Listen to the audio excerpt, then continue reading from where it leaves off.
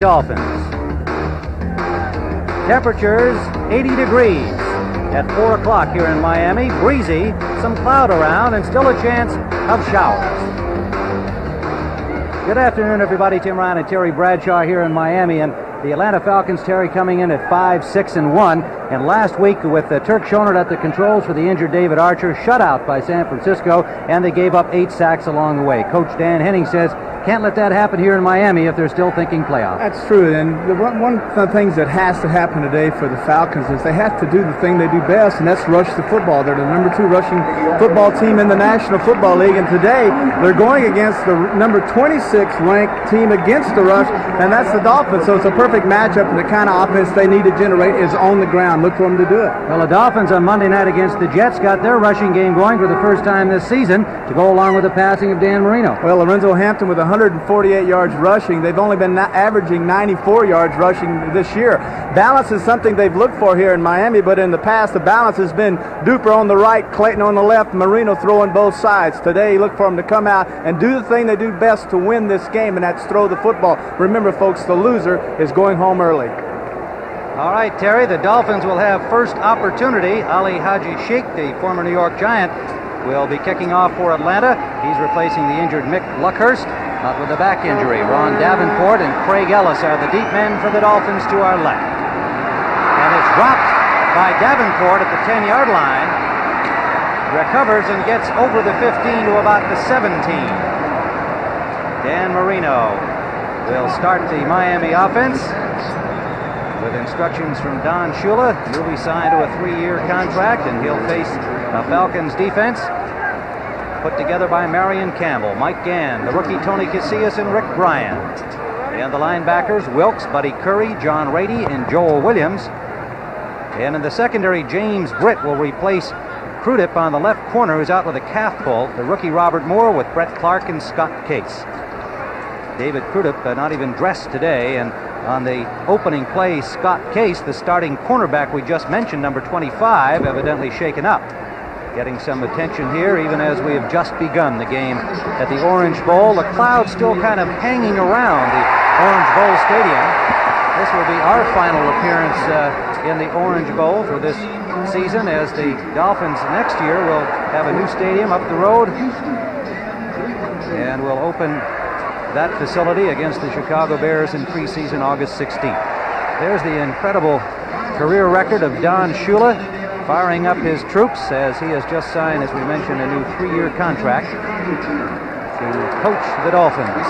And it's been a struggle this year. 6-6. The Dolphins on the verge of being out of the playoff picture.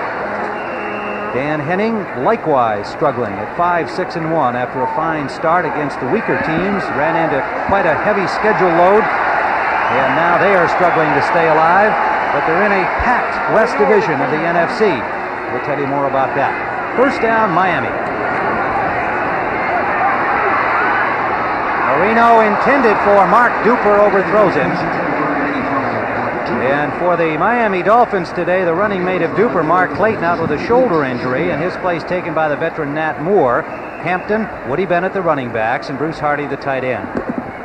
Offensive line, John Giesler, Roy Foster, the all-pro Dwight Stevenson, Larry Lee, and Greg Cook, the former Green Bay Packer, at right tackle. And that line has had to undergo a number of shuffles since the beginning of the season due to injury. Just now, Coach Shula feels starting to get it together. 2nd and 10. Hampton.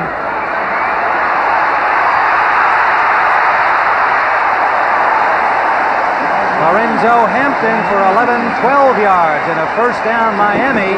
He sprang it for 54 against the Jets on Monday night. Key block by Jim Jensen, number 11, coming in making a crackback block. As you can see, a simple off-tackle play. Lorenzo reads it, cuts inside. Good job that time also by Larry Lee, the right guard. Now it's just open field running. First down, Dolphins at their own 30-yard line. We are just underway on the natural grass turf of the Orange Bowl. Hampton again, and another 10-yard pickup for another Dolphin first down.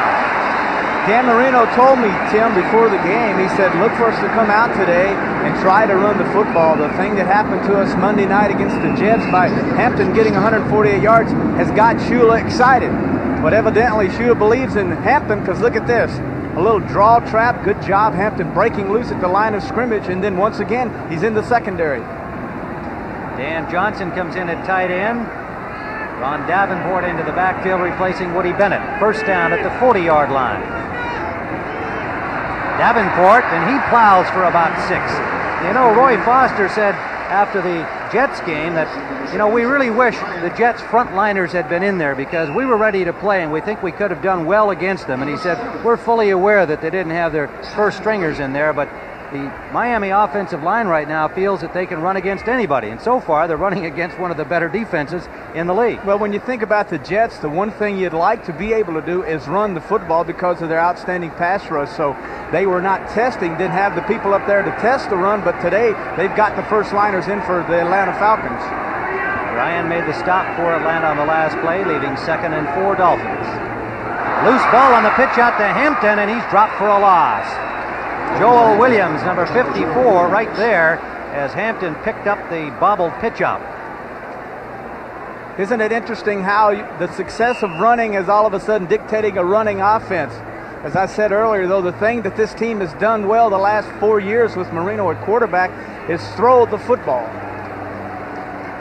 5-yard loss on the play leaves 3rd down and 8 for the Dolphins, and they bring in Duper, Moore, Pruitt, and Jensen. 4 wide receivers with Tony Nathan. Every one of those guys can catch the ball. Lots of time for Marino, and picked off. Woodbury. Atlanta with an early turnover. One of the problems, if you can say Marino has had a problem this year, although he's thrown 31 touchdowns, is that he's had 16 interceptions. Make that 17 now.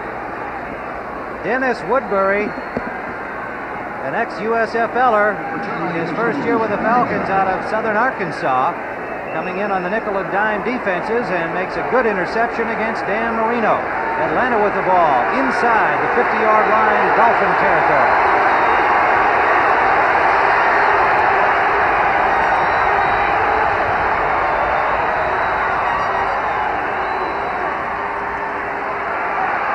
Gerald Riggs,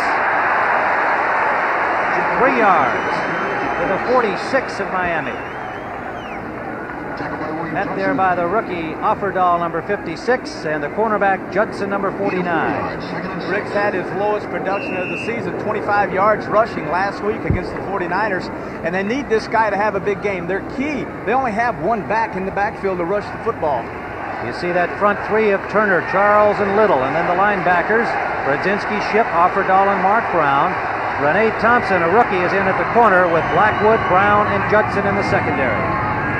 Flag down on the play. Riggs stopped for virtually no gain. George Little, the second-year man from Iowa, on the stop, and illegal motion is signaled against Atlanta. The referee today is Gordon McCarter.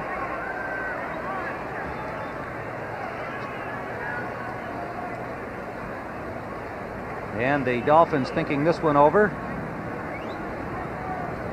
Illegal motion, offensive left guard, 5-yard penalty, receive 2nd down. John Scully, number 61, charged with the illegal procedure, and it will leave 2nd and 11 back at the midfield stripe for Atlanta. Cox and Riggs leave, wide receivers come in. Sylvester Stamps as the 3rd down running back receiver, and Keith Williams, the rookie from Southwest Missouri, just activated from injured reserve, number 35. Stamps. About 6 yards for Sylvester Stamps, tripped up by the noseman, number 71, Mike Charles, and the safety, Bud Brown.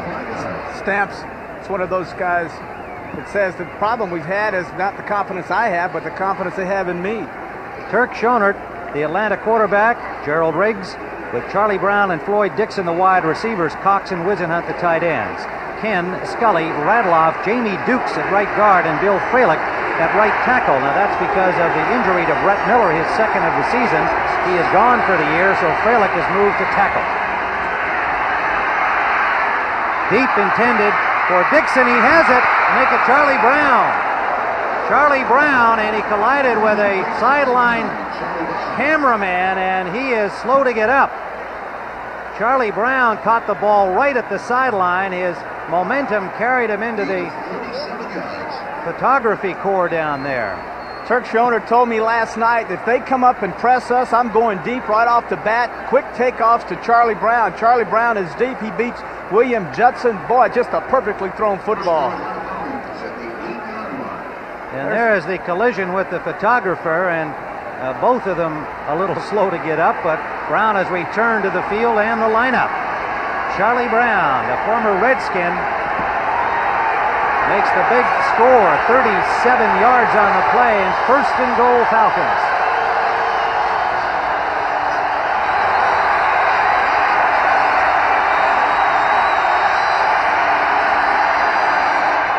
Riggs. What a play! T.J. Turner. T.J. Turner, the number 2 pick from the University of Houston, just bulldog Riggs down, who I'm sure Riggs thought he was going to make that turn on the corner unimpeded, Terry. It looked like he had a touchdown all the way from here, but Turner got inside, knocked Cox, the tight end, off, got one hand out, and then made the stop all by himself. It'll leave second and goal from the 9-yard line. An aroused Orange Bowl crowd exhorting the defense.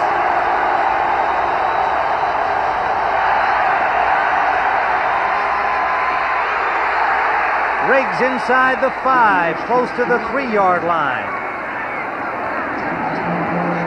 Brodzinski made the tackle with help from the rookie on the corner, Renee Thompson. You know, when you take away the pride of a football team and when you take away its heart, and the heart of the Atlanta Falcon offense has been Riggs. You take that away one game, you can't expect it to happen 2 weeks in a row. This is a football team that has a lot on its mind, and that is rushing the football, and Riggs is doing a fine job. Lloyd Dixon and Keith Williams in as wide receivers for Atlanta. Stamps to the 1-yard line. It'll be 4th and goal at the 1-yard line, tripped up by Brian Soche, number 70. A free agent picked up from the Oilers earlier in the season with all of the injuries to the Miami defensive front. Dan Henning. Bob Harrison signaling in the play. Atlanta will go.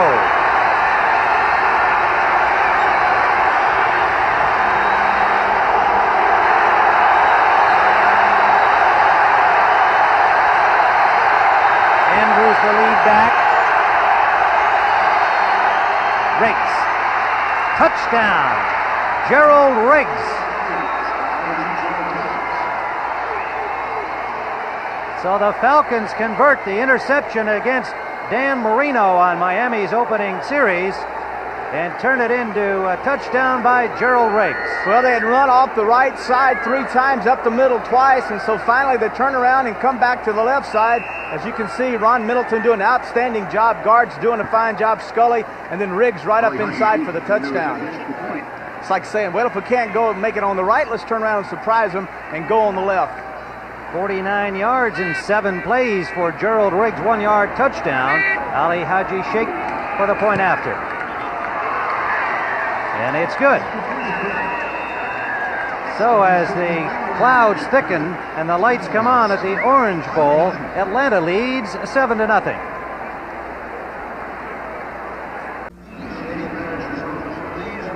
Tim Ryan, Terry Bradshaw back at the Orange Bowl as we see Dan Henning, and Gerald Riggs has put his team in front 7-0. Now, right after the touchdown was scored, a penalty has been assessed against Miami on sportsmanlike conduct on the coaching staff of the Dolphins. And we don't know precisely what happened down there, but it has resulted in a 15-yard penalty against Don Shula and company. So Ali Haji Sheikh will have the unusual experience of kicking off from the 50-yard line. Lining up for an onside kick. line drive will go into the end zone, and the Dolphins will start from the 20-yard line. So Don Shula, we don't know whether he was the miscreant. That would be very unlike Don Shula to say anything that would, well, yeah, it would. I mean, it's not his style to get into a situation that will result in a 15-yard penalty. So we'll try and find out more specifically what happened. It was announced as unsportsmanlike conduct against the Miami coaching staff on the sidelines. That's how it was announced by the referee, Gordon McCarty. There's a squeaker there in New England and New Orleans, a big one for the Saints, and indeed for the Patriots, still in the hunt with the New York Jets in the AFC East for the division crown. On first down, Marino, incomplete, in and out of the hands of Mark Duper. How often are you going to see number 85 drop one like that? And Marino, who was intercepted on the first series, suffering his first interception in his last 104 deliveries, even though he's got 16 on the season. He throws so many that 16 intercepts is really not bad for the number of tosses that Marino throws up there. He's passing at 61% and is the third-rated passer in the AFC. 31 touchdowns to his credit. 2nd and 10. Hampton for 2. The thing that's happening now, and the Falcons will get a key on this. Marion Campbell is a very smart defensive coordinator. When they bring Jim Jensen, number 11, in as a wide receiver, and also they bring in Johnson, number 87, at tight end, they're motioning Jensen inside to block the safety, and they're running every time. So what's going to happen eventually is Shula will counteract that by sending him in motion, play action, and try to hit Jensen deep. Wendell Kaysen, Jimmy Turner, Dennis Woodbury in the secondary on the passing down. Dennis Harrison as a pass rusher, showing a 3-man front. Marino almost picked off by Robert Moore, number 34. Not a good throw from Marino. It's a very confusing defense Campbell runs. It's a defense that looks like a zone, but then when you turn around, it has man tendencies with its linebackers. If anyone crosses their path, Tim, they pick them up man for man, and what's happening is Dan Reed's zone, he turns around to go to these crossing routes, and there's someone on their back. Well, it was nearly effective for the second interception by Atlanta, and Roby will have to punt. Reggie Roby, number 2 in the AFC with a 44.3 average. Third in the league. Floyd Dixon is the deep man waiting for it at the 35 of Atlanta. Bobbled by Roby, and he is dropped at the 15-yard line. Laterals to Jensen. Jensen can throw the ball. Flag is down. He's got a man open. Kozlowski, another flag down.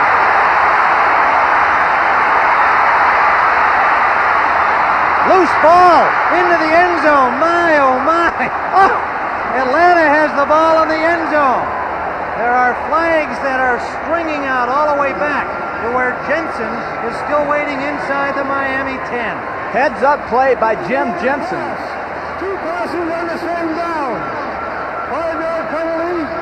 Loss of down. Joe Pellegrini finally came up with the ball in the end zone. However, they've ruled 2 forward passes, so that little lateral by Roby was forward and was not a lateral pass. Let's see. He bobbles it.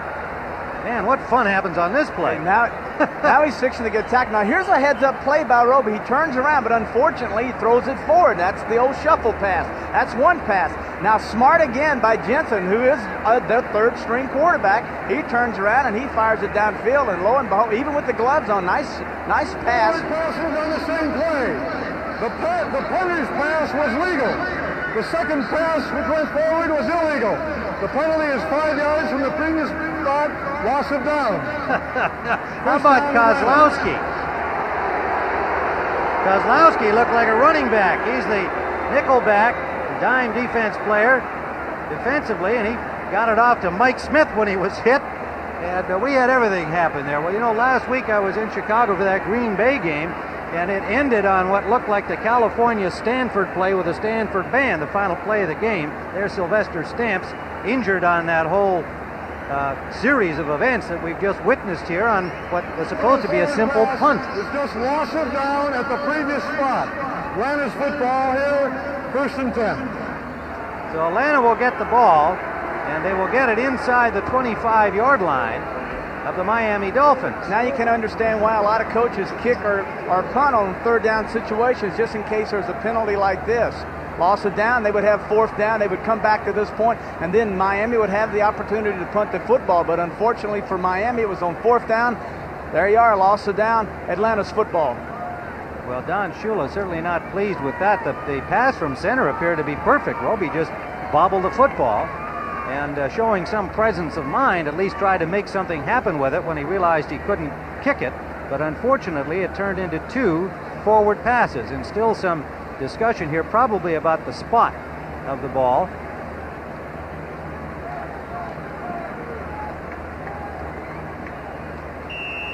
Don Shula can't be happy the way his football team offensively or defensively has played here in the early part of the 1st quarter.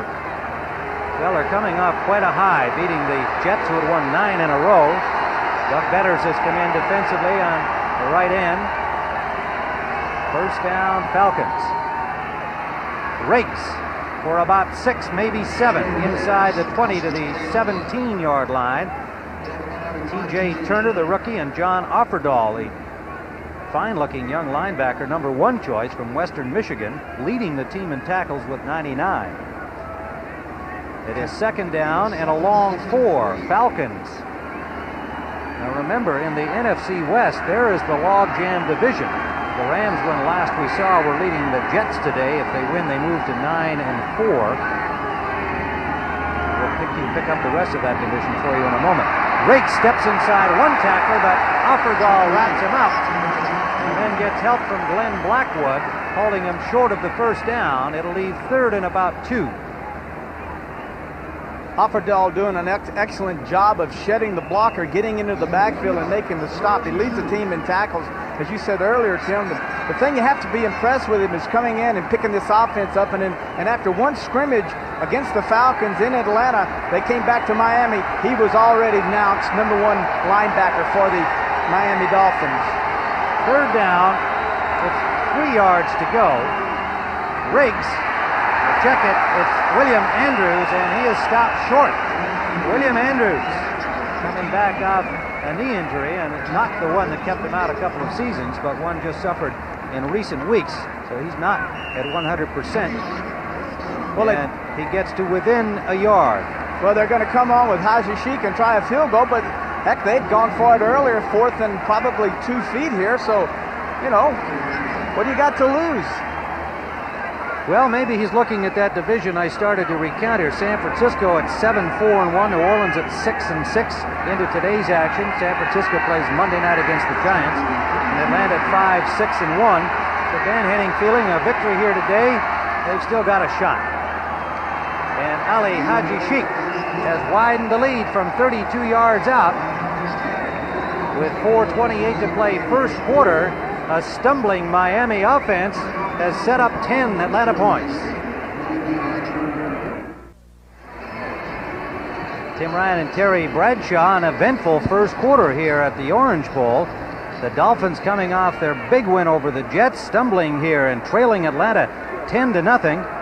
An interception by a rookie Woodbury on Dan Marino on the 1st offensive series, leading to a touchdown. Turk Schonert's only pass so far, a 37-yarder to Charlie Brown, setting up Riggs' 1-yard dive.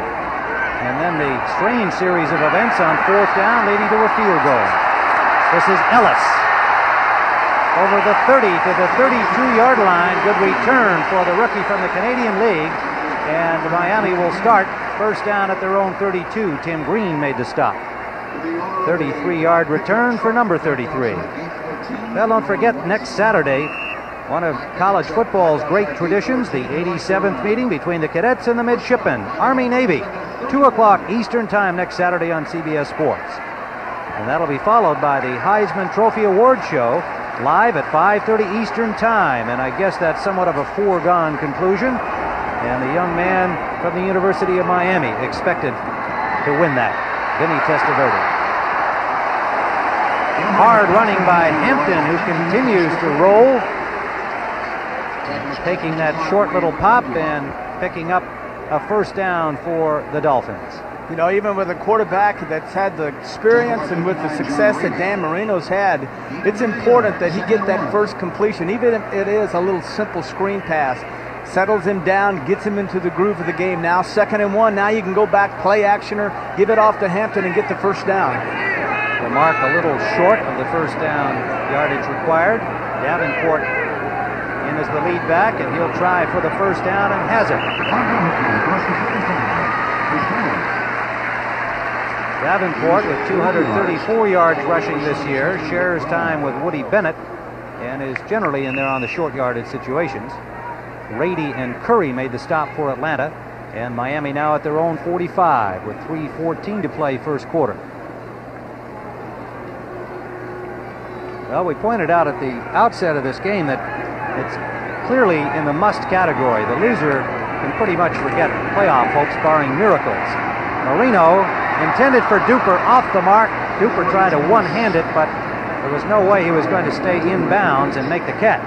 James Britt had the coverage for Atlanta. You can see it on his face. He's frustrated with himself. It's 2 passes now to the right that he's overthrown. Now, I went down on the field and talked to these guys and checked out the weather and the wind. And the wind coming in is a quartering wind, which will make the ball move out to the right. So if there's any excuse he could say is that the ball is throwing, the wind's forcing it further to the right than Dan's anticipating. He's 1 for 6. But it's not like he doesn't know the Orange Bowl better than you do, Bradshaw. I want to talk about your appearances here. They are memorable. Hampton gets about a yard out the left side. This is the first game you broadcast from here. Is that right, Terry? That's the first one. And I know that you remember well the first time you played in here, and it wasn't in a Super Bowl, and it wasn't against the Dolphins while you were playing. No, I had received a letter to play in the North-South All-Star game, and it was played here at the time at the Orange Bowl, and it was the first time for me to play in a large stadium in front of a large crowd, and the first time to ever play against major college competition because I went to a small school. Louisiana Tech. Well, that's where the legend began that afternoon here in the Orange Bowl. The School of Mines. 3rd and 9. Marino, he's got Pruitt, and Pruitt bobbles for the whole time.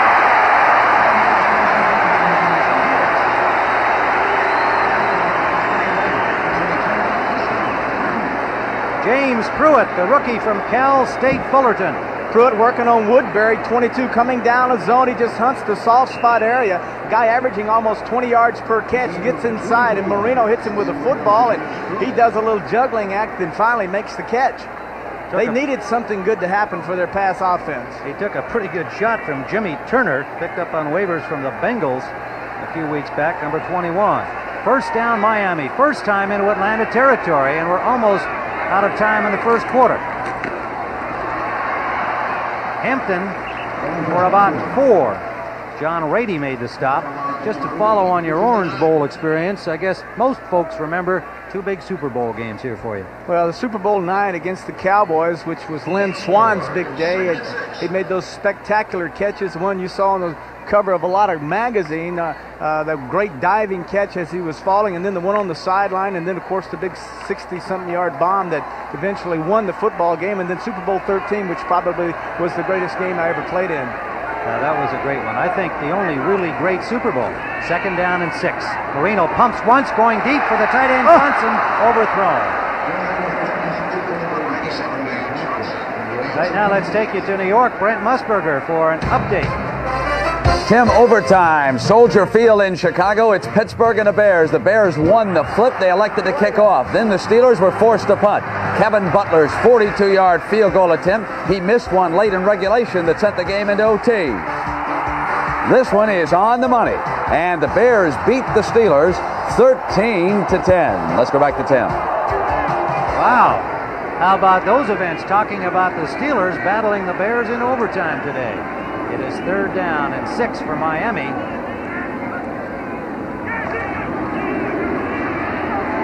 For Jensen, interception. Woodbury again. His 2nd of the afternoon. On a deflection, Dennis Woodbury.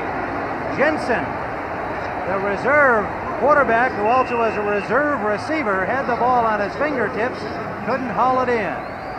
You're going to see Marino coming out He picks his keys up quickly, looking to the left to see where the safety, then turns and fires. Now, the thing you have to understand is the passes that he throws are timing passes.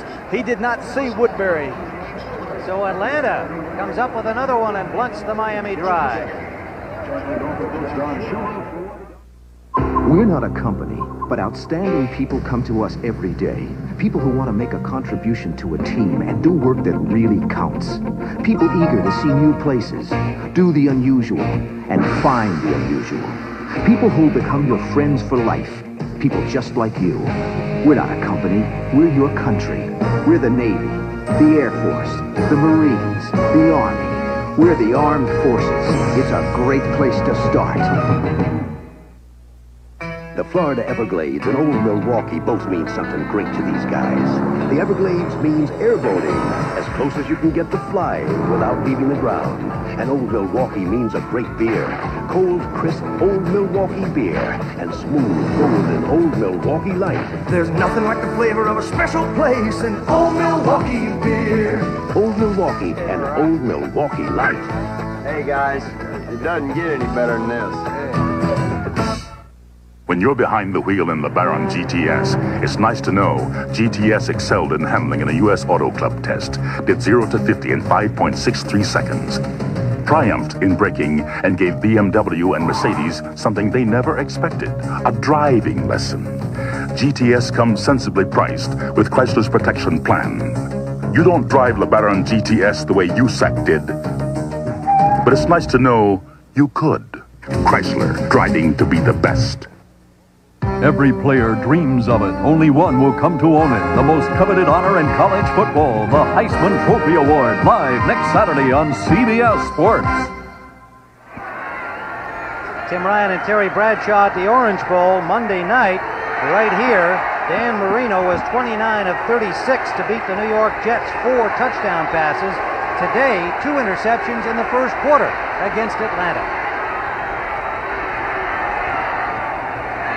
Play action, Schoenert's second pass attempt, but he'll run it. And gets about 7, maybe 8 yards to the 25-yard line of the Falcons. Offerdahl and Shipp, the inside linebackers, 56 and 50 made the stop. This is good play action by Schoenert. The thing that really makes this Atlanta offense work, Tim, is the ability to run Riggs and get big yardage from him, solid defense, and then come out with a surprise, a little play action, and then look again today. If we see the pressure by the corners of the Dolphins, look for Schoenert to audible and go deep. Second down and 4, Atlanta. Riggs. First down to the 30-yard line. You know, talking with Dan Henning about Schoenert's performance last week against San Francisco, they're shut out. No points. He's 21 of 35, but an average of just a little over 3 yards. Had to go with the short stuff. And we've now come to the end of the first period. We'll tell you what Henning had to say about Schoenert when we return.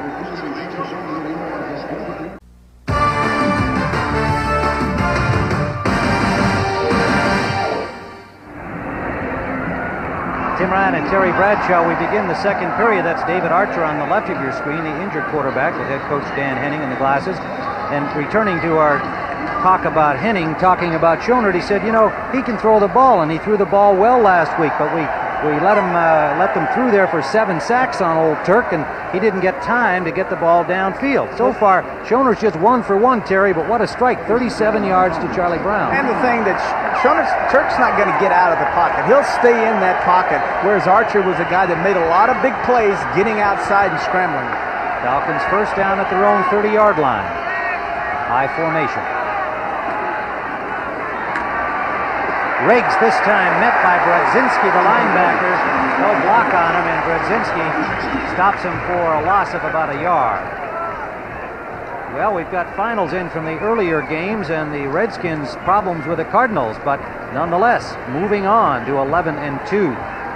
And the Bears, as we mentioned, and you heard from Brent Musburger, winning in overtime against the Steelers. Heartbreak for the Steelers.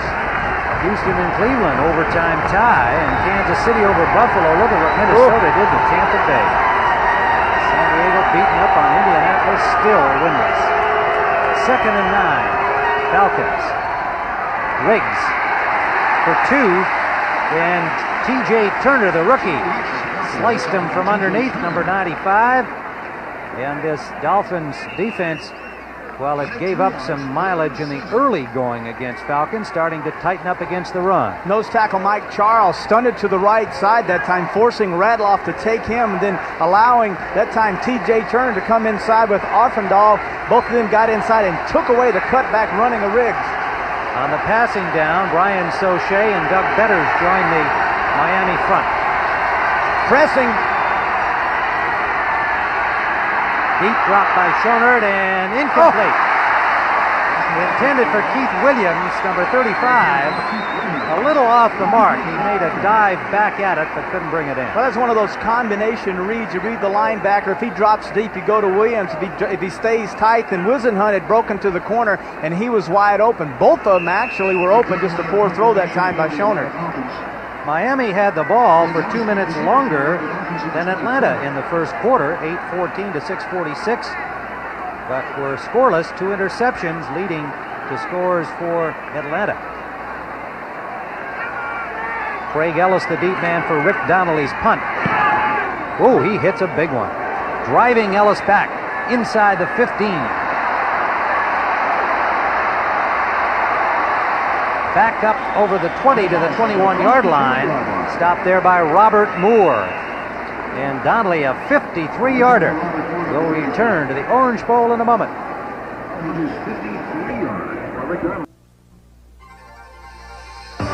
CBS Sports coverage of the National Football League is sponsored by Chrysler Plymouth. We're working together to be the best. Old Milwaukee and Old Milwaukee Light. It doesn't get any better than this. And by Team Xerox, people and products that help bring out the genius in you.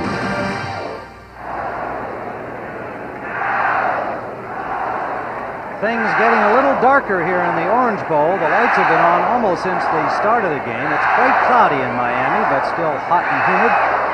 Temperatures in the low 80s. And the Atlanta Falcons have been hot, and the Dolphins have been humid. It's first down for Miami at their own 20-yard line as we have 13:23 to go here in the first half with Atlanta on top 10 to zip. These Falcons have scored only 7 touchdowns in their last 8 games. And of course they have been losers in their last 5, but they've got a touchdown and a field goal here in the first quarter. Davenport strung out well by the Falcons defensively, and there'll be a loss of probably a yard. Rick Bryan, number 77, playing with a broken fibula. Listening to that big, tough Oklahoma talk yesterday, Terry, he's something, isn't he? He is. You know, he re-cracked the break. That's the best way I can put it. And they don't really expect him to play more than 1, maybe 2 downs and then get him out. But as you can see, he's still in the football game. But he said the thing's extremely painful. And he plays with an ankle cast during the game. It's bothered him more in the last couple of weeks. He actually broke it back in training camp. 2nd and 12, and Marino to Davenport. Gets about 4 yards. Good coverage again by the Falcons, this time on the pass. Curry and Wilkes, the 2 linebackers on the left side, gave him nowhere to go. I would say that this is about as good a matchup for Dan Marino as he'll see all year, because he is playing against a man in Campbell who disguises defenses so well. He wants to play his linebackers tight on the backs of the Dolphins, whom Marino likes to throw to, and then if they take that away, then they know that he'll go deep downfield, and they're going to play their deep receivers tight also. So it's an excellent matchup today. 3rd down facing Marino and company, and he may be changing up at the line of scrimmage, calling out signals to his wide receivers from the shotgun. And he's got Duper, and Duper has the first down and breaks a tackle.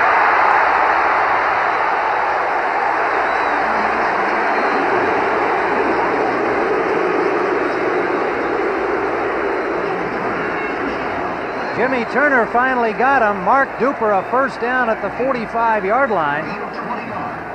Simple little key once again. Marino coming back, checking blitz. As you can see, the games are on. Duper coming in. Inside, he's wide open as he beats James Britt, 26. Britt also misses the tackle and allows Duper to turn on that great speed.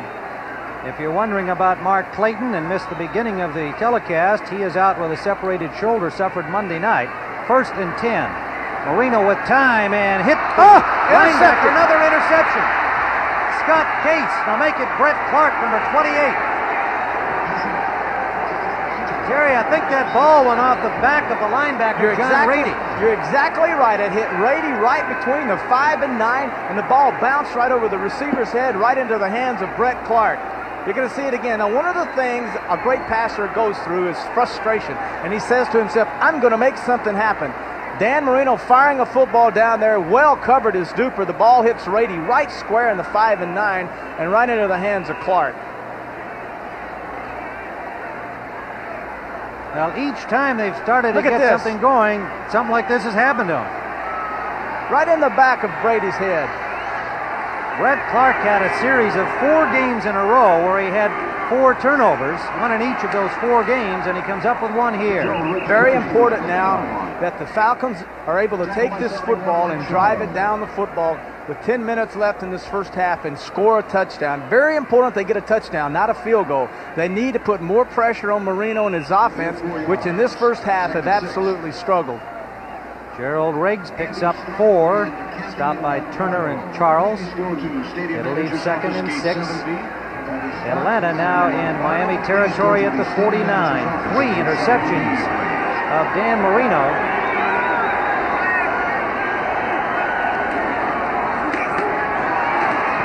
Riggs, loose ball. Atlanta recovers close to first down yardage.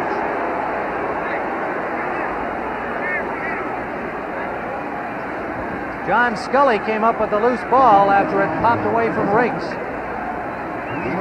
You're going to see Riggs off right tackle. Notice he's reading, sees the hole now. He accelerates, and there's Offendahl to meet him in the hole. Now the ball pops out. Fortunate for them, John Scully, left guard, recovers. 3rd and a long one. Riggs nearly went the distance. He was down, back up at the first down marker. That he has in hand, but had he been able to retain his balance, he might have gone all the way to the end zone. Good job by right guard Jamie Dukes starting for the first time. Freilich moving from guard to tackle. And now you're going to see Riggs as he hurdles over the offensive line. Now, he evidently touches a Miami Dolphin with his feet. Let's watch him. Goes over, and there's the hit just with an arm, just enough. Now, Riggs thinks, well, no one tackled me. I can get up and run, but no way. So it's first down at the 41-yard line of Miami. Charlie Brown goes out to the left. William Andrews in with Riggs in the backfield. Middleton, the second tight end. And Riggs has stopped cold this time by the middle of the Dolphin defense. Gain of 2. Offendahl and Ship, the linebackers, pinching in to meet him. Offendahl, as we had said, number 2-round draft choice. A man they're extremely pleased with. Jackie Ship, that left inside linebacker, number 50, his inside partner. A man they are not pleased with, a number 1 out of Alabama that hasn't lived up to the billing that they thought this guy would.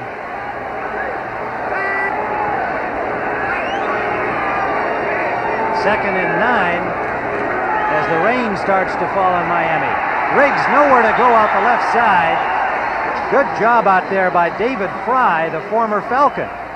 Fry came in early in the game when Mark Brown's groin injury started to act up, and Fry has seen most of the action since that time.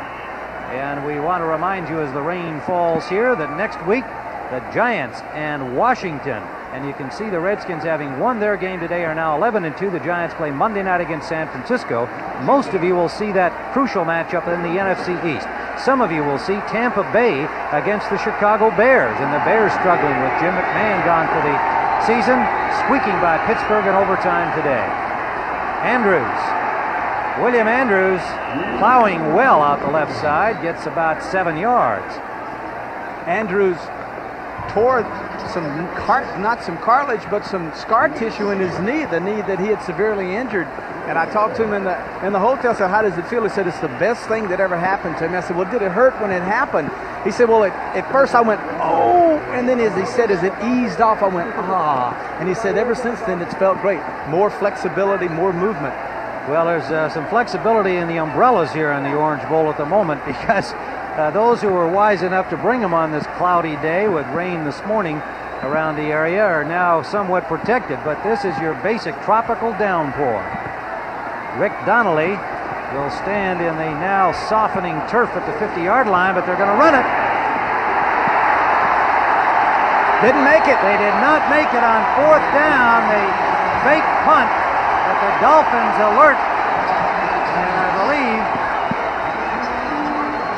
I believe the ball carrier was Brett Clark, number 28. A blocker on the punt unit. This is a surprise, but one of the things that Don Shula team is they're well coached. As you can see Ship come inside. They work on every opportunity and every surprise on a football field. It seemed as though they knew exactly what the Atlanta Falcons were going to do. They were there and they stopped them. The Big Blue wrecking crew of the Giants, the aerial precision of Jay Schrader and the Redskins, the NFC East leaders collide next Sunday on CBS Sports. And Terry Bradshaw and a downpour in the Orange Bowl. 6:37 to go, first half. Atlanta 10-zip. Now, the weather in this case certainly is going to affect Miami more. They're behind, they're a passing team, and now Marino has to deal with a wet ball. He is 4 of 12 with 3 interceptions here in the first half. Hampton slips on the wet turf and is dropped for a loss. You know, I want to disagree with you on that, Tim, because as a quarterback and having played in conditions like this, my receivers and I loved it because we knew that we knew where we were going. I knew I could control the football, meaning I could grip it and handle the conditions. And I knew that there was always a tendency for a defensive back to fall down and we get the big play. So I think this fits right into Miami's offense just absolutely fine. Would you rather pass on a dry day or a wet day? Oh, you didn't ask me that. That's a different question. I like both. No, you make a good point. The advantage, I definitely believe, is with the offensive team that can throw the football. It's 2nd and 9, and a little discussion over here at the sideline now with Dan Henning, referee Gordon McCarter. Not sure what this is about, although they lost any clocks here? No, 6:08, that's showing. 30-second clock. 30-second clock is working. They've got a 21 seconds up on the clock, and that should be back at 30. If I could read his lips, I could. Dan Henning just explained to one of his associates what's happened. The phones, probably, yeah. So the phones are out, no doubt, affected by the downpour. And things are starting to brighten up again. Typical tropical situation here. Raining right on the turf, but brighter, not too far away. Pickup of about 4.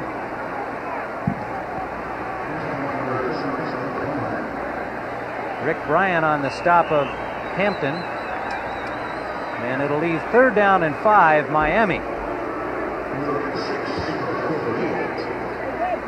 Now, an interesting point you make, Terry, about the receivers having the advantage of knowing where they're going and the defenders not so and may turn up with a slip. Right, you eliminate man coverage automatically because they can't afford a mistake at the line of scrimmage. 3rd down and 5. Let's see what he can do with it passing down here. Gets lots of time and has his man. Pruitt. Oh! What a tackle short of the first down. He had it. He had the first down, went backwards, Pruitt did, and gave back a 3rd down situations to the Falcons. Scott Case, number 25, tripped him up.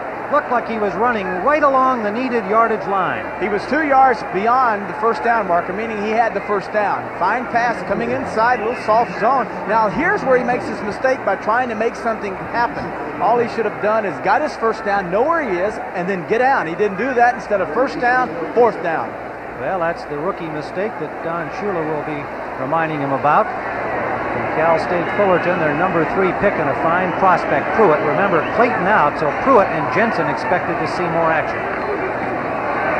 Roby, big punt from Reggie Roby.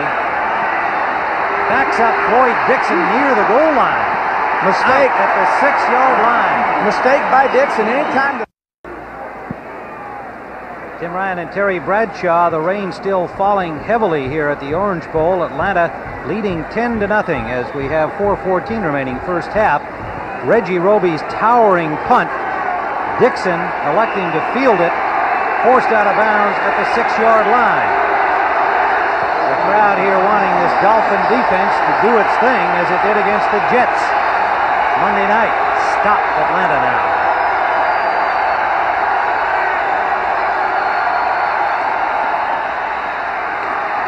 Riggs met at the line of scrimmage by Turner.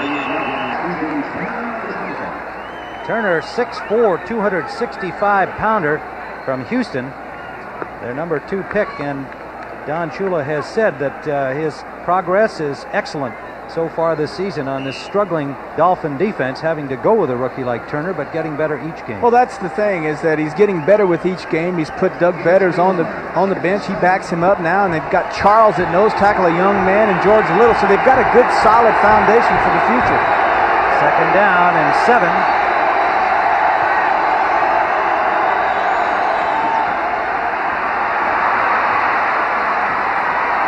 Riggs, what a piece of running by Gerald Riggs for a first down to the 23-yard line. Bud Brown made the stop there, and good thing he did for Dolphin fans. 14 yards. Riggs' style of running is low. His ability primarily is a cutback runner. Go to the right, then cut back to the left. As you can see, he does it there. Good job by his offensive line of crashing down the nose tackle and the inside linebacker. Then Riggs, once again, Tim, is in the secondary.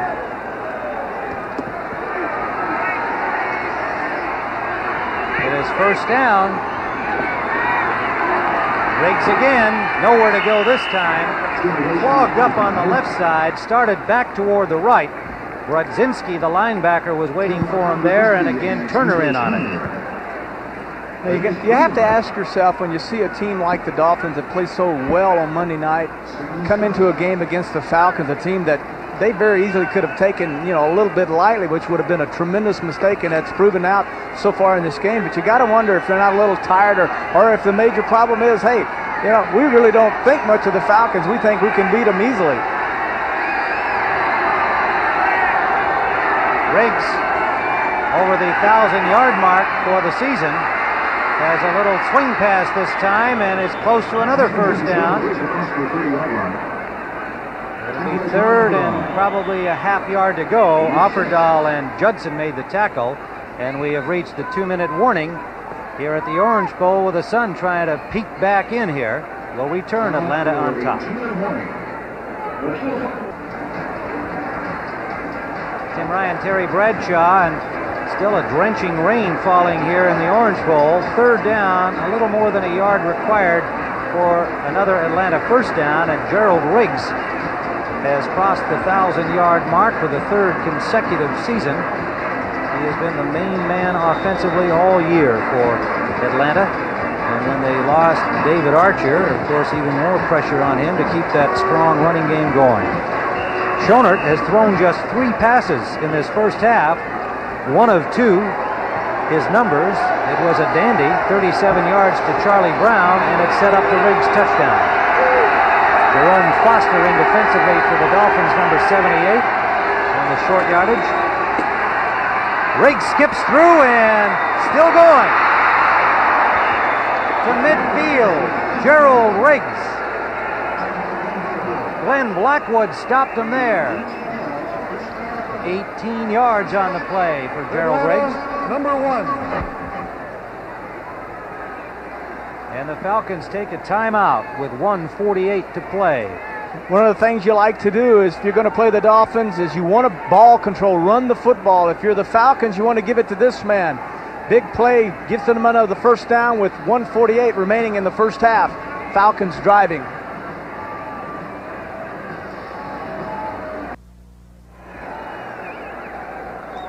Tim Ryan and Terry Bradshaw back at the Orange Bowl, and the rain starting to lighten up somewhat here. The Falcons have a first down at midfield, and they lead 10-0. Here's how it all came about. Excuse me, Terry. 3 interceptions against Dan Marino in the first half. His numbers undistinguished at 5 of 13, and Riggs, rushing for 77 yards, has carried the ball 18 times already in this first half.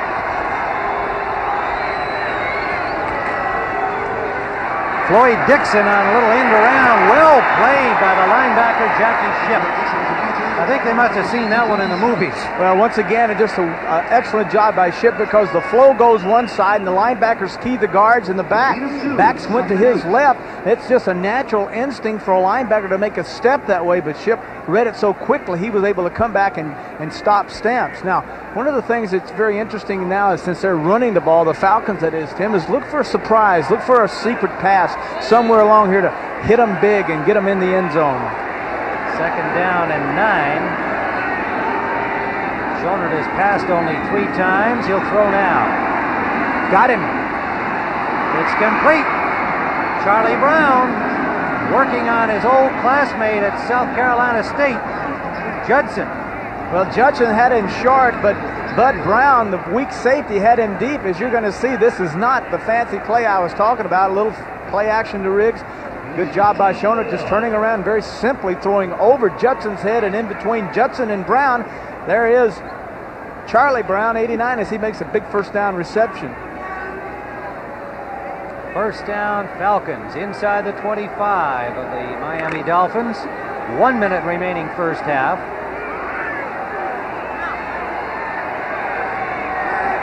William Andrews, the lone setback. 3 receivers spread across the field. Schoenert goes short. William Andrews met immediately, but got about 6 on the play. And the hit by Brzezinski with help from Renee Thompson. And the Falcons take their second timeout with 2nd and 5 when we return to the Orange Bowl. 50 seconds to play in the first half.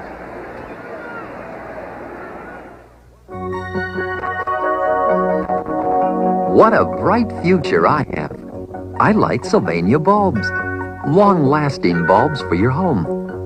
All kinds of energy-saving lights. And look, Sylvania put me in spotlights, garden lights, and thousands of other bulbs. Try some. I'll do a brilliant job for you. Honey, who turned on all the lights? Ask for Sylvania, where the best comes to light.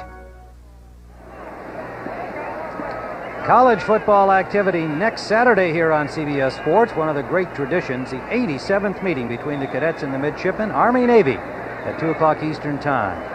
And then following that will be the Heisman Trophy Award Show, 5:30 Eastern Time. And as everybody would seem to know for sure, it'll be Vinny Testaverde, barring one of the great upsets of all time. In the paper here this morning, they got 2 full pages on Testaverde, how he works out, what he eats, what he wears to class, what he's going to do with his money, who his agents are going to be. Unbelievable. 2nd down and a long 4.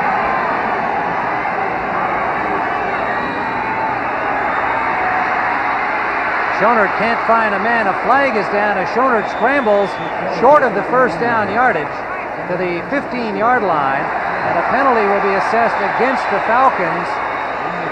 And it was probably a hold, as one of the Dolphins managed to get deep in pursuit of Schoenert, I believe Mike Charles, and probably somebody grabbed him, like Jamie Dukes perhaps. Holding, 73 offense. 10-yard penalty, repeat 2nd down. That is the rookie from Florida State, Jamie Dukes, who is starting at guard today with the injury to Brett Miller, moving Freilich over to tackle. And Henning likes the future of Jamie Dukes, a free agent, signed out of college and a little green and working his way slowly into pro ball, but they think he's going to be a good one. And into shape. You forgot to add "and into shape." Well, I didn't want to embarrass him. The camera was doing that for us. You're cruel. 2nd and 15. Schoenert 4 of 5, 73 yards passing. And again, it's Dixon, and they fake that this time. Up the middle, and it's incomplete. Intended for the tight end, Arthur Cox, a guy they call a beer truck, and meanwhile, there was somebody wide open down in the end zone. Well, that's somebody's Charlie Brown. You know, you can come out and run the reverse, and you ran it. They ran it earlier to Stamps. Then you come out again, and you run it again. It's a little bit too soon to run it again because everyone says, "Look, we just saw that. It fooled us the first time. You only got 2 yards. So why come out and do it again? We know you're going to pass." And that time they had everyone well covered, but Charlie Brown had gotten into the corner of the end zone. Probably no one within 15 yards of him. McNeil, Rose, and Smith are all in the Dolphins secondary on 3rd and 15. William Andrews. Short of the first down, but a nice piece of running by Andrews. It'll be about a yard to go. 4th down at the 15-yard line. It's amazing. They ran that play with Stamps. Now they come back and run a pass off of it. Now they come back with it, and this time give it to Andrews. 3 little gadget plays, all of them 3 different players carrying the football. It'll be 4th down and a long yard. Let's call it 2 yards. They've spotted the ball at the 16-yard line. And a timeout called with 3 seconds on the clock.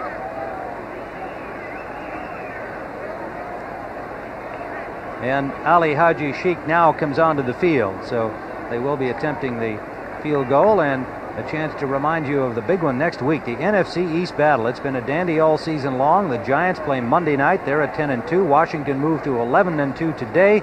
And most of you will be seeing that battle for the NFC East lead. Some of you will see the Buccaneers continuing to struggle, to put it mildly, and the Bears, who struggled today, an overtime victory against the Steelers.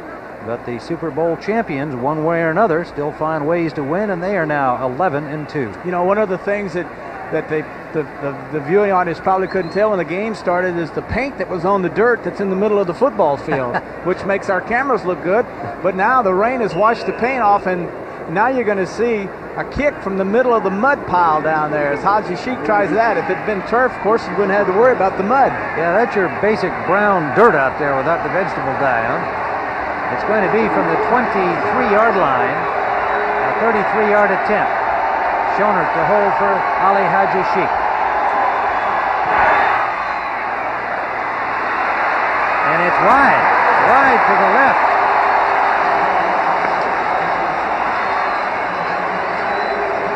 Haji Sheikh had hit from 32, but he misses on this one as time expires at the end of the first half here at the Orange Bowl in Miami. But the Atlanta Falcons, on the strength of 3 interceptions, have taken a 10-0 lead over the punchless Dolphins of Miami, and Marino has been held in check. A day of high drama in the NFL. It is good, and it's 27. Maxim Dejas kicks Washington into the playoffs. Meanwhile, at the same time, Kevin Butler was trying to get the Chicago Bears in, but he struck the upright, and the Bears and the Steelers would go to overtime. And down in the Superdome, New Orleans was trying to close out and move in on a possible wild card when Wade Wilson, off a scramble, fumbled. Brent Williams scooped it up for New England and dashed in 21 yards out, and the Patriots are tied with the Jets. Welcome, I'm Brent Musburger with Irv Cross. Irv? You know, I was surprised to see Mike Dickey at the end of regulation play, score tied 10-10, winning the toss, going in overtime, and elected to kick off. And then what happened? Well, he wound up being a genius because he won the ball game. Kevin Butler lines up 42 yards out and kicks it right dead down the middle. Can you believe that? The Bears now have won their 3rd successive NFC Central Division championship. A familiar face in the background, Jim McMahon, out with a little bear hug there for his buddy Kevin Butler. 13-10, the Bears beat the Steelers, that one in overtime. There was another overtime game. Former employee of the NFL Today, well, more like a guest of a week ago. A fellow by the name of Mark Mosley came here looking for a job. And Art Modell, the owner of the Browns, found him seated here on the set and was able to get a telephone call through to him. And folks, would you believe it? In overtime today, with only 5 seconds left in overtime, Mosley booted this 29-yarder. And the Browns win it 13-10. Now, the Rams and the Jets, a game matching 2 division leaders this afternoon, and the Rams were very impressive, 17-3. What about this play by Jim Everett? Jim Everett reads the blitz nicely here, hitting Kevin House on a quick post, and of course House does the rest of those lightning quick legs, 60 yards down to the end zone for a touchdown. Eric Dickerson also enjoyed a big game against Joe Walton. But let me tell you, it's tough enough to stop Dickerson with 11. Only 10 defenders out there. No one on the other side, and here comes Eric for his 9th touchdown of the season. Jets turned the ball over 4 times. Irv, what has gone wrong with that ballyhoo Jet passing attack? I never thought I would see a team contain Al Toon and Wesley Walker. Miami did it last week. The Rams did it again today. They simply weren't a factor today. All right, it was 17-3, and the Jets fall into a tie with the New England Patriots. Speaking of the Patriots, it was 21-20. They scored twice in the last 4 minutes down in New Orleans to pull that one out. So the AFC East standings look like this. Now, technically, the Patriots are in first place. They hold a better divisional record than the New York Jets right now, both teams at 10-3. San Diego and Indianapolis, the storyline here, Dan Fouts comes back and turns in a fine game. 24-31, 290 yards, and this touchdown, Herb. Really a neat catch here. Charlie Joyner winds up with the ball, but Dwight Hicks, formerly with the 49ers, remember him, tips the ball, and Wes Chandler comes down with it for the touchdown. Follow the bouncing ball, and the Chargers wind up with a big touchdown. The Minnesota Vikings at home this afternoon, and they explode with 45 points, 45-13 over the Tampa Bay Buccaneers. Wade Wilson, 3 touchdowns, including this 23-yarder to Alfred Anderson, and Wilson had 339 yards to go with those 3 scores. NFC Central standings look like this. As Irv told you, the Bears have wrapped up their 3rd straight divisional title. Minnesota at 7-6, not completely out of the wild card picture, but it would be a long shot. Washington has wrapped up at least a wild card, 20-17 over the St. Louis Cardinals. They needed that dramatic field goal late, and of course the big one coming up next week for the Redskins. They will take on the New York Giants down in the nation's capital. Buffalo and Kansas City, ring the bells in Buffalo. The Bills have finally won one on the road after losing 22 straight. And they win it with a pass. Kelly going to Andre Reed for the touchdown. You know where their last win was on the road? When was it? 3 years ago in Kansas City. The NFL Today will continue on CBS after these messages from your local stations.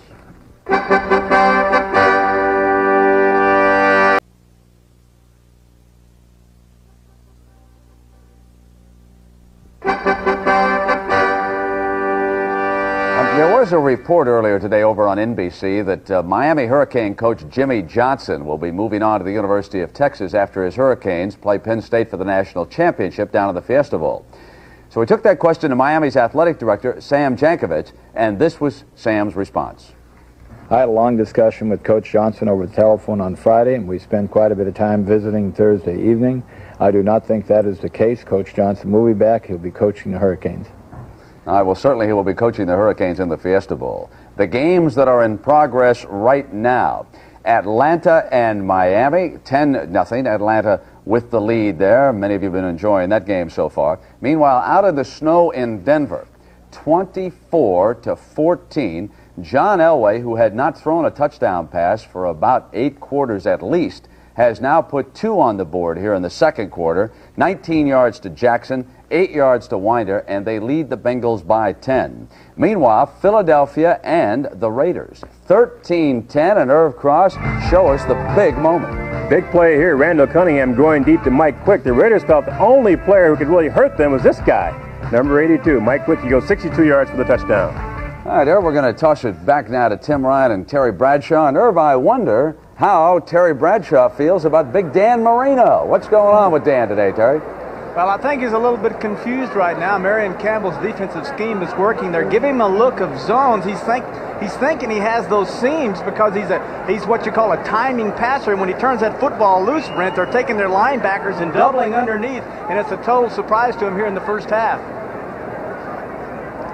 And so at halftime, the Atlanta Falcons lead 10-0 over the hometown Miami Dolphins, and will return for second half action and the Bradshaw Blackboard in a moment.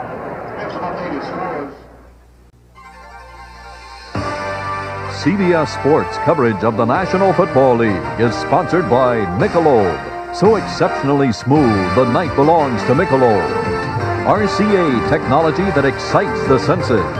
And by the heartbeat of America, today's Chevrolet.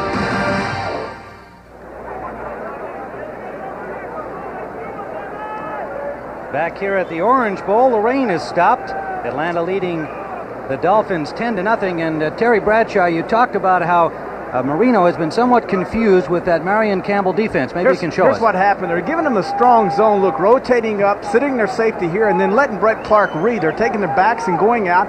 Then Curry's going here, but what's happening over here is the Duper comes down, goes inside, and then Rady reads inside and turns and runs and gets right in behind Duper, and therein sits Clark. Marino sees the big gap here. He fires the football, then all of a sudden in the back you're going to see 59 Rady come inside, doubling up on the wide ends with linebackers. Now you can see Clark, see him, 28, dropping back in the middle. There's Marino. He reads the zone. Then he says, oh, the gap is wide open. So he turns to fire to Duper. And who does he hit in the back? But 59 Rady, who has come up to double Duper. We'll see it one more time from another view. Now you're going to see tight end will go out, and the linebackers on the outside will clamp the backs. Marino reads it, goes automatically to a big wide gap on the left. He'll fire the football, and once again, he'll hit Rady right in the back, who was playing underneath the wide receiver that side, and that happened to be 85. Duper bounces off of his back, and then Brett Clark, the free safety, 28 intercepts. Well, there were 3 interceptions in the first half of Dan Marino, the worst he's had this season, 4 by the San Francisco 49ers, and it's only halftime here against the Atlanta Falcons. 2 of them by rookie Dennis Woodbury, who comes in the nickel and dime situations for the Atlanta Falcons. So we'll see whether or not Don Shula and his offensive staff can adjust to that Marion Campbell defense for the second half. They're down only 10 points, and with a guy like Marino who can light it up, that's not much of a lead at all. On the other hand, the Falcons defense has been sullen here in the first half, and we're about ready to kick it off here. Miami Fuad Reves will kick it off.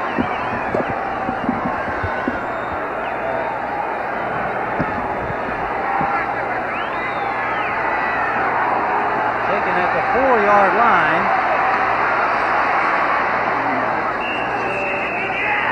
And out over the 26-yard line, it is Keith Williams, number 35, with the return.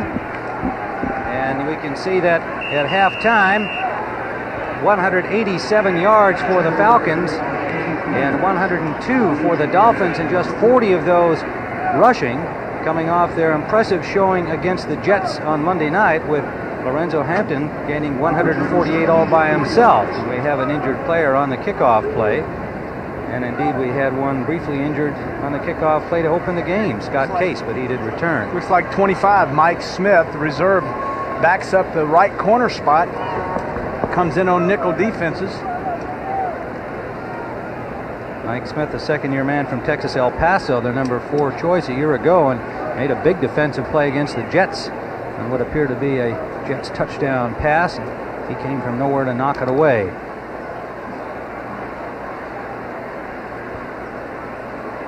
As we run this, you can look on the right side of your screen. You're going to see 25, Mike Smith, come into view, and then you'll be able to see what happens. Exactly what happens is the man that was blocking was knocked down, gets up, and then cuts Smith's legs out from under him, and then he flips over the blocker's head. Here's another view of it right in the center of your screen. Smith coming in, try to make the tackle. There's the block. And then he flips over. But he's up now and he's all right. So that's good news for Don Shula and the Dolphins. Well, the passing stats not Marino sounding in the first half. 5 of 13, 3 interceptions. Atlanta, Kirk Schonert, 4 of 6. He got the job done thanks to the running of Gerald Riggs. First down Atlanta from their 25. Riggs gets a couple. And Jackie Shipp, the linebacker number 50, with help from Renee Thompson, the rookie on the corner. Renee Thompson from Baylor. An 8th round choice that they actually cut this year and then brought back. And while he had played some nickel in college, primarily a track man, and they are amazed with his progress in getting a start for the injured Paul Langford, who's on injured reserve. Broken leg on Monday night against the Jets.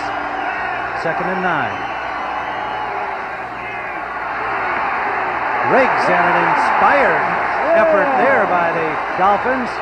Rosinski, 59, coming up, just leveling that time Riggs. You can tell how the attitude of the Dolphins has suddenly changed. It's like the big boys on the block that got slapped around by the guys they weren't supposed to be slapped around by, and they're a little embarrassed, a little ashamed of themselves. And here in the second half, they've come out with some renewed vengeance. Riggs with 77 yards rushing on 18 carries in the first half. Dolphins have a 3rd down and 6. Schoenert, good protection. Incomplete. Intended for Floyd Dixon down the left sideline. And Atlanta will have to punt, and this Dolphin crowd applauding their defense. You could tell that Schoenert at that time, Tim, was looking at Dixon, wanting him to go to the outside because the corner had the inside technique on Dixon. It did him no good to go down the field. If he would run away to his left toward the sideline, he would have given Schoenert at that time a pass route that he could have gotten the ball in there to him. Rick Donnelly just his second punt. They faked one, recall, that the Dolphins read and stopped. This is Craig Ellis. Open field tackle, a one-hander pulls him down. The linebacker, number 52, Aaron Brown. A 42-yard punt for Donnelly, and Miami will take over when we return, trailing 10-0 here early in the 3rd.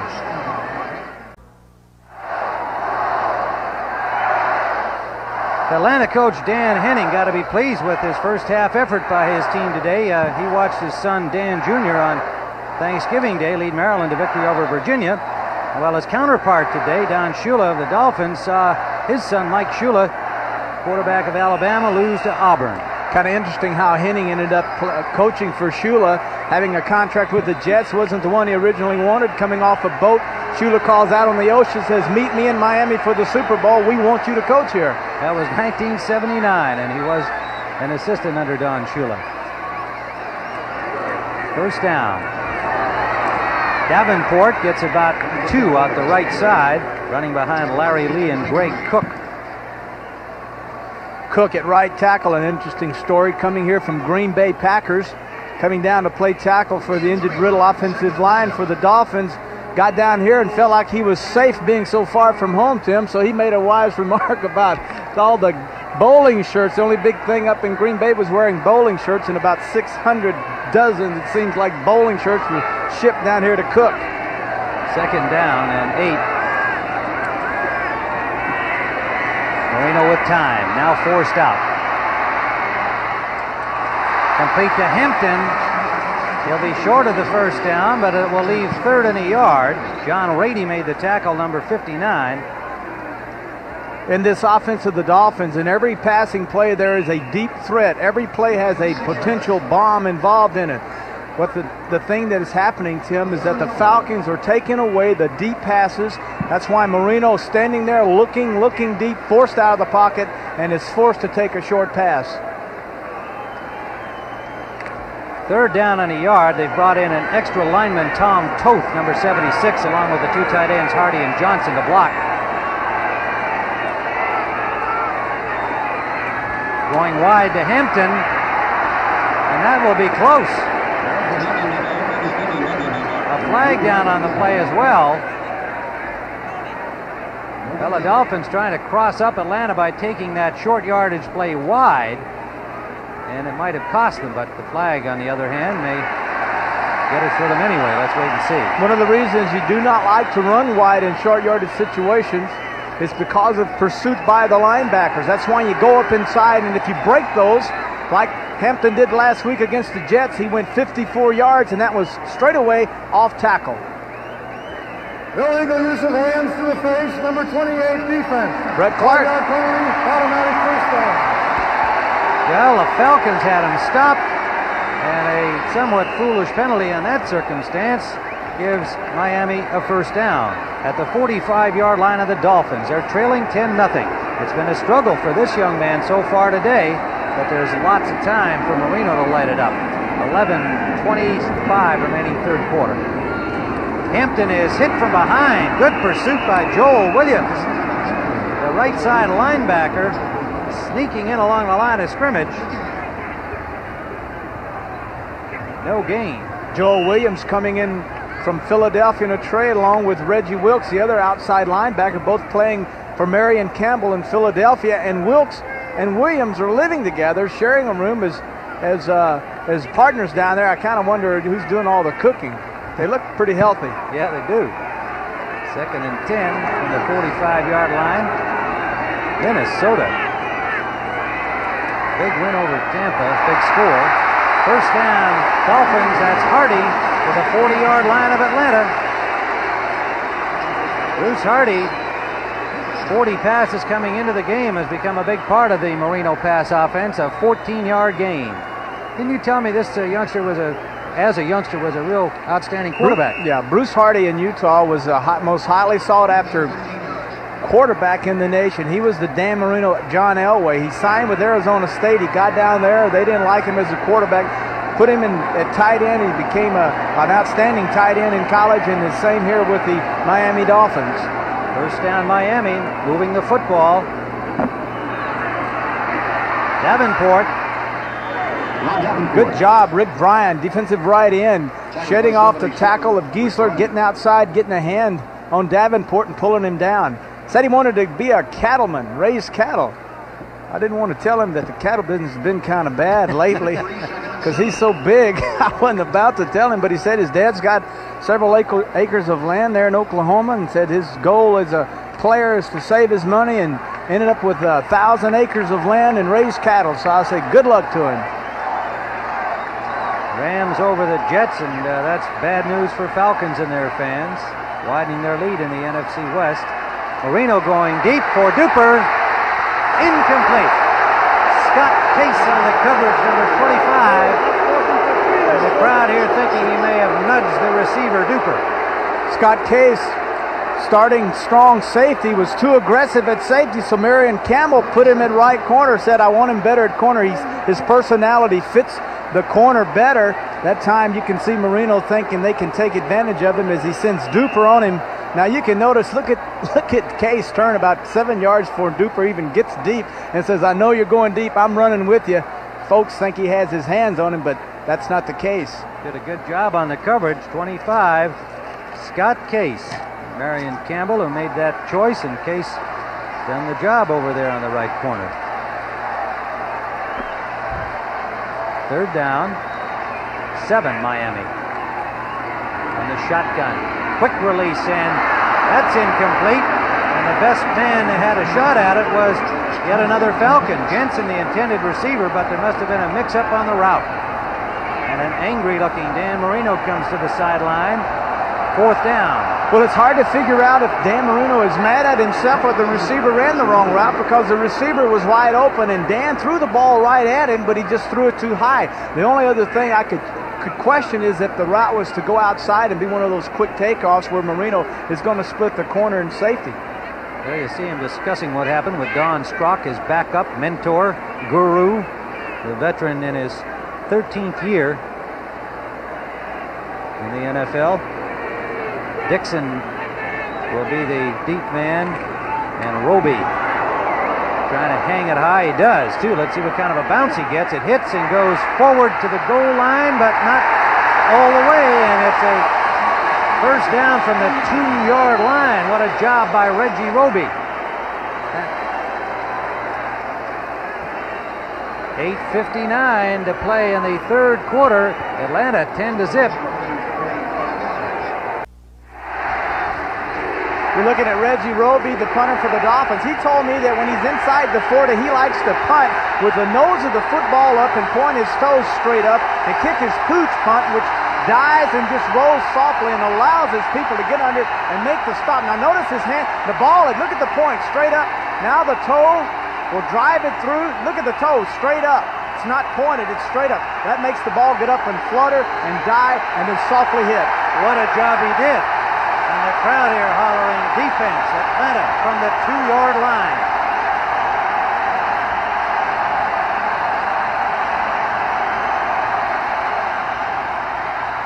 Gerald Riggs quiets the crowd with a burst up the middle for 5.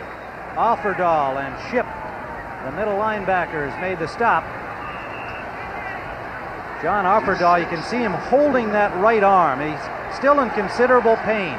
He showed me yesterday, and he's going to have to come out, that the bruise that literally runs the length of his arm from the elbow down, the pain is such that he can't get in the push-off position he needs to work from. And he's obviously hurt it on that play. Hendel is in to replace him.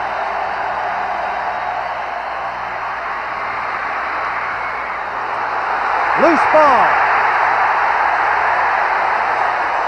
Dolphins have it.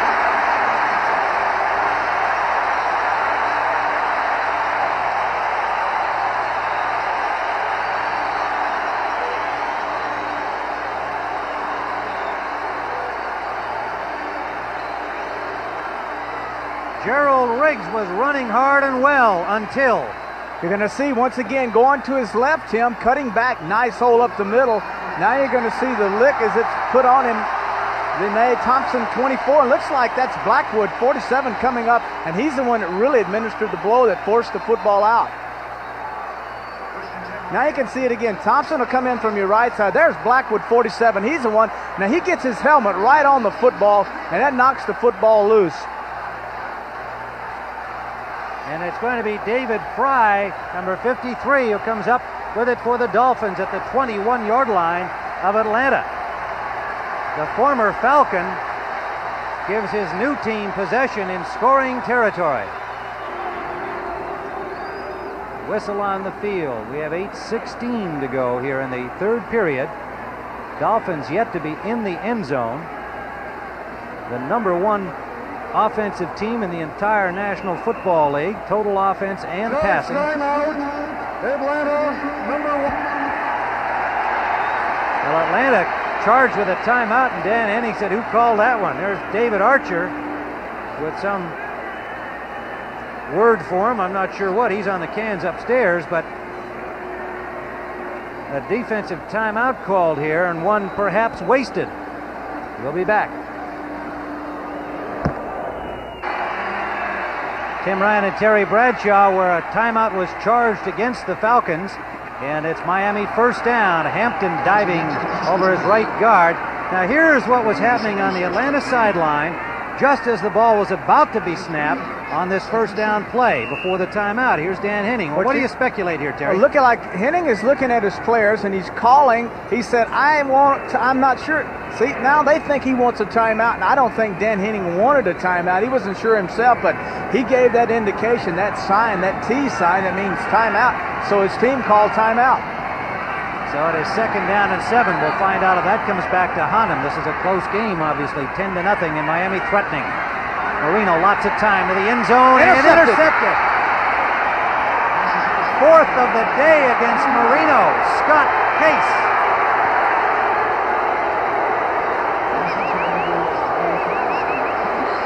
Duper, the intended receiver. Make it Nat Moore, number 89. The intended receiver, but Case had them all away. They flop their receivers, put 2 on each side, which forces Case to come over and take Nat Moore man for man. Coop, as you can see, Case just reading him. There's the pass. I tell you, not a very good run route. That time, as you can see, Nat Moore did not explode off his break, and he made it very easy for Case to play underneath and make the interception. Look at Dan Marino. He sees it. He knows exactly that he should not have thrown the football. Well, he had 4 picked off by the Niners earlier this season, and it's happened to him again.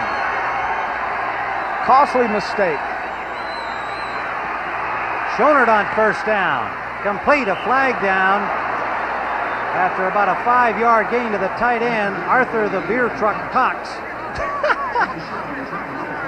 The beer truck. Yeah, the beer truck didn't get this. Well, I knew he was a truck, but I didn't realize he was a beer truck. Well, that's what his own guys call him, but he didn't get a chance to accelerate it upfield and show us how he's a big 8-wheeler, 12-wheeler probably. Well, actually, Cox is so big coming off the line of scrimmage that any kind of movement at all by him, bumping into Jackie Shipp that time, the linebacker that was covering him, knocked Shipp back. And pass interference, number 88 on the offense. 10-yard penalty, repeat first down. And there you have it. Of course, the ref looks at it and says, you know, no one can knock anyone back that far unless he pushed off. But that may not have been the case. He's just a big guy. Well, that was a fender bender by the beer truck, and it cost him. It'll be first and 20 back at the 10-yard line. Ryan Sauché comes in on the nose, replacing Nick Charles. For the Dolphins, Sauché number 70.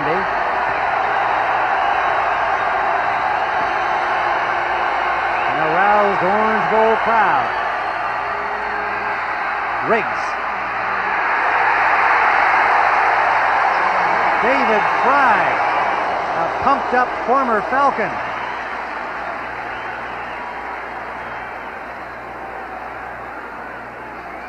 It's a counter action by the quarterback. You'll notice counter meaning step one way. Now you see Riggs go to the right.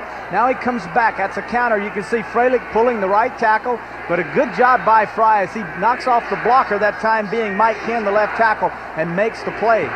Boy, I think he's got something to prove to Marion Campbell and trying to do it, and he's been in several very key plays. It's gone all the way since Mark Brown, who came into the game with a pulled groin and didn't practice much all week. Tried it early in the game, couldn't go, and Fry's been in there. Schonert, man open, and picks up about 12 to Charlie Brown. It'll leave 3rd down and 8. Atlanta at their 23-yard line, a 14-yard gain. You like throwing on first downs as a quarterback because most teams play zones, and when you throw back to the weak side or to the side away from the tight end, you're throwing over a linebacker and underneath the corner, and it's easy and it's fun and it's easy read. That time a good job by Schonert. It'll leave 3rd down and about 7, we'll call it, for the Falcons. Schonert to Charlie Brown.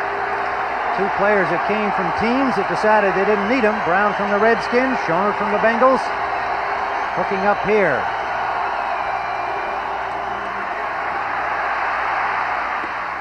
Threading the needle but unable to hold on was William Andrews out of the backfield. Tight coverage by the Dolphins, and Glenn Blackwood probably got a hand on it.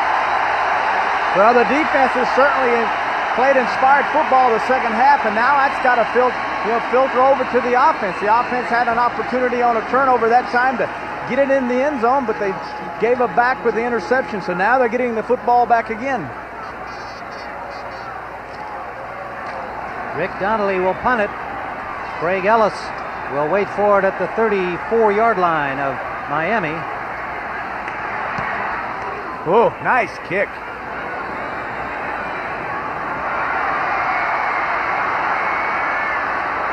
Flag down on the punt return as he's forced out of bounds at the 34-yard line. 39-yarder from Rick Donnelly. Excuse me, they're going to throw that flag on Jim Jensen, number 11 of the Dolphins, for blocking in the back, but Jensen did not block in the back. He put his hands on his guy, realized he was going to clip him, and then pulled him back. Gordon McCarter signals illegal use of hands, and we'll find out if Jensen is the culprit.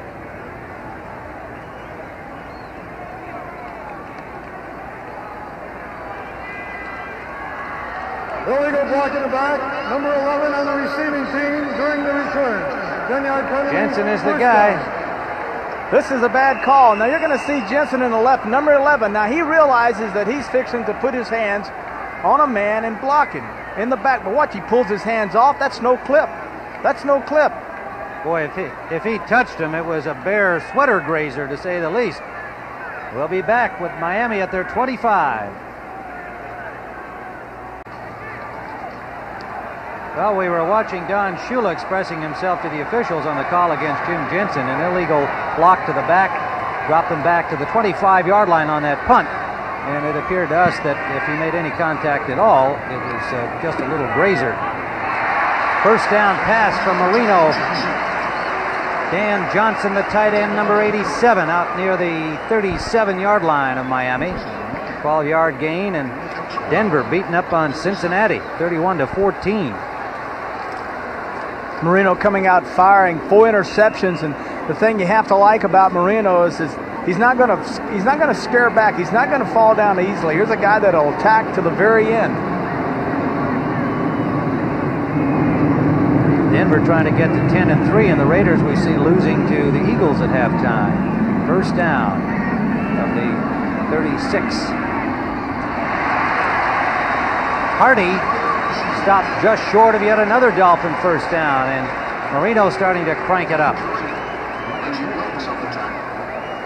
Well, he scares you to death. They move the football around so well. Even with Nat Moore in there, he had 5 catches or 99 yards this past Monday night, 2 TDs. Duper's in there. Hardy now makes a key catch. They have so many weapons to work with, and this guy is considered by many to be the finest quarterback playing in the National Football League today. Only player in the history to throw for over 30 touchdowns 3 years in a row. They're just short of the first down on this one. And remember, talking about their weapons, Clayton out with a separated shoulder. He nearly played. We were at practice on Friday. They said Monday night it looked like he might even go on injured reserve after he got hurt against the Jets. Separated shoulder. They gave him a little cortisone shot. He felt real good for about 3 days. About 3 days. Friday he was out catching passes, and then we went back and saw him again Saturday, and he said, oh, man. He said, that shot has worn off. He said, my shoulder is killing me. Yeah, he took himself out of the lineup. He knew he just wasn't going to be able to get the arm up to catch the ball. Second and about a football they need here. Hampton and Davenport in together.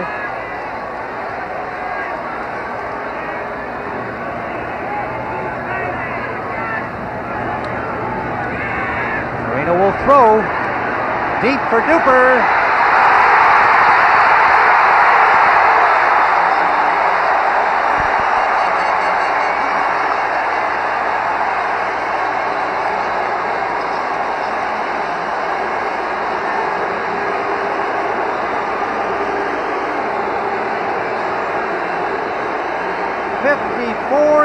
To Mark Duper, and don't you love it on second and a football? Well, you got to admire. They keep striking. Marino with 4 interceptions keeps firing away. That time, Case intercepted him earlier. He came back and said, here, in your eye, Case. Here's one to Duper. Little high stepping by Super Duper. Marino says, that's more like it. 23 games with at least 1 touchdown pass consecutively now for Dan Marino. Claude Reves with a point after. 3:50 to play. Third quarter, the margin is now 3. And there is Mark Clayton on the left of your screen without the shoulder pads on, congratulating his partner on the other side, Mark Duper.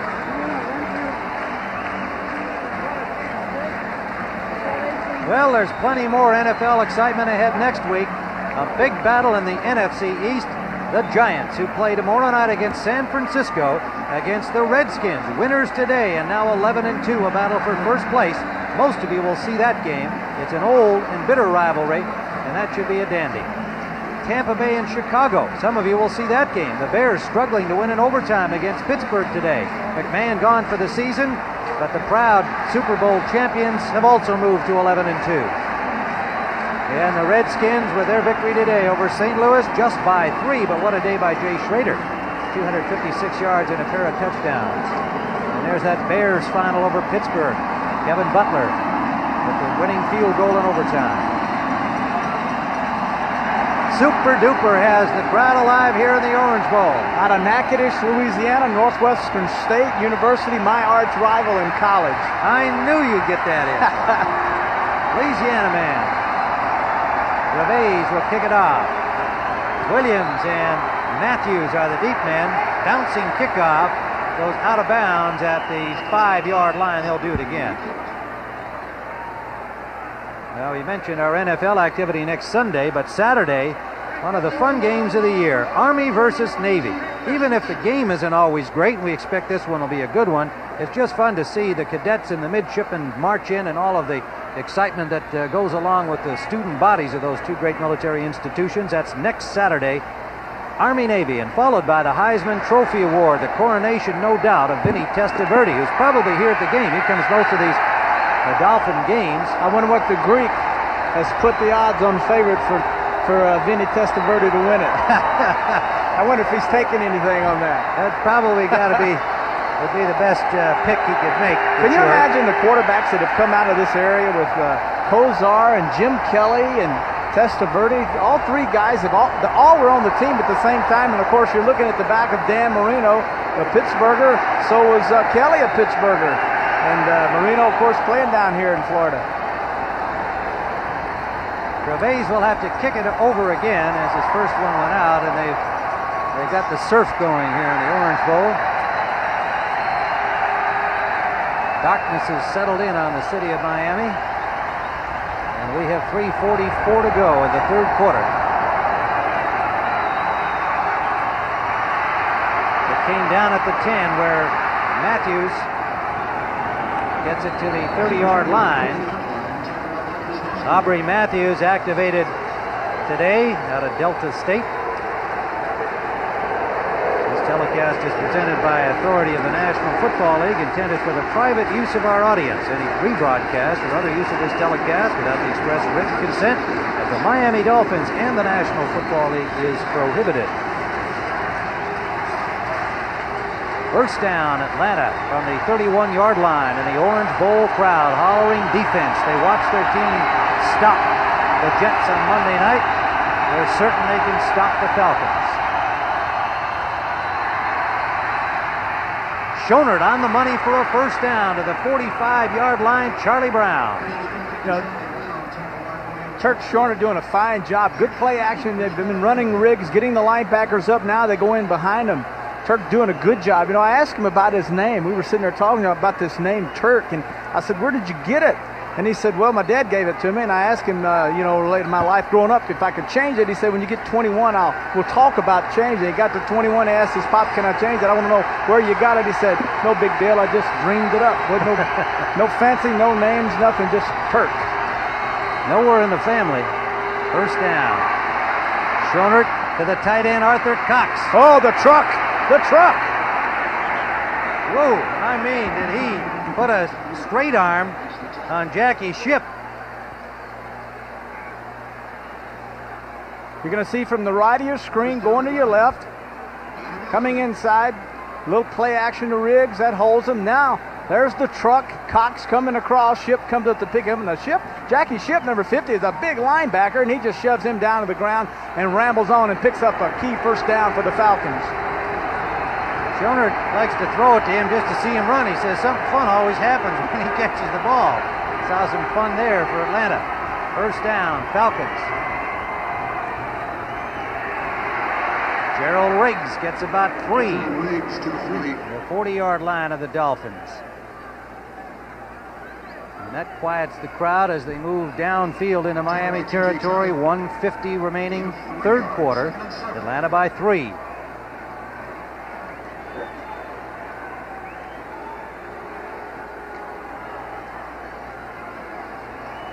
Gerald Riggs over the 100-yard mark for the day, over the 1,000-yard mark for the season earlier. He's got 102 on the afternoon.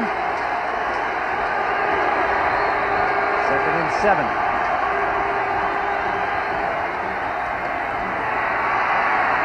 Riggs again has another 2 or 3. That's his 25th carry of the game. George Little made the stop. The number 2 pick a year ago from Iowa, number 99. 4 new defenders come on for the passing down. 3rd and 5.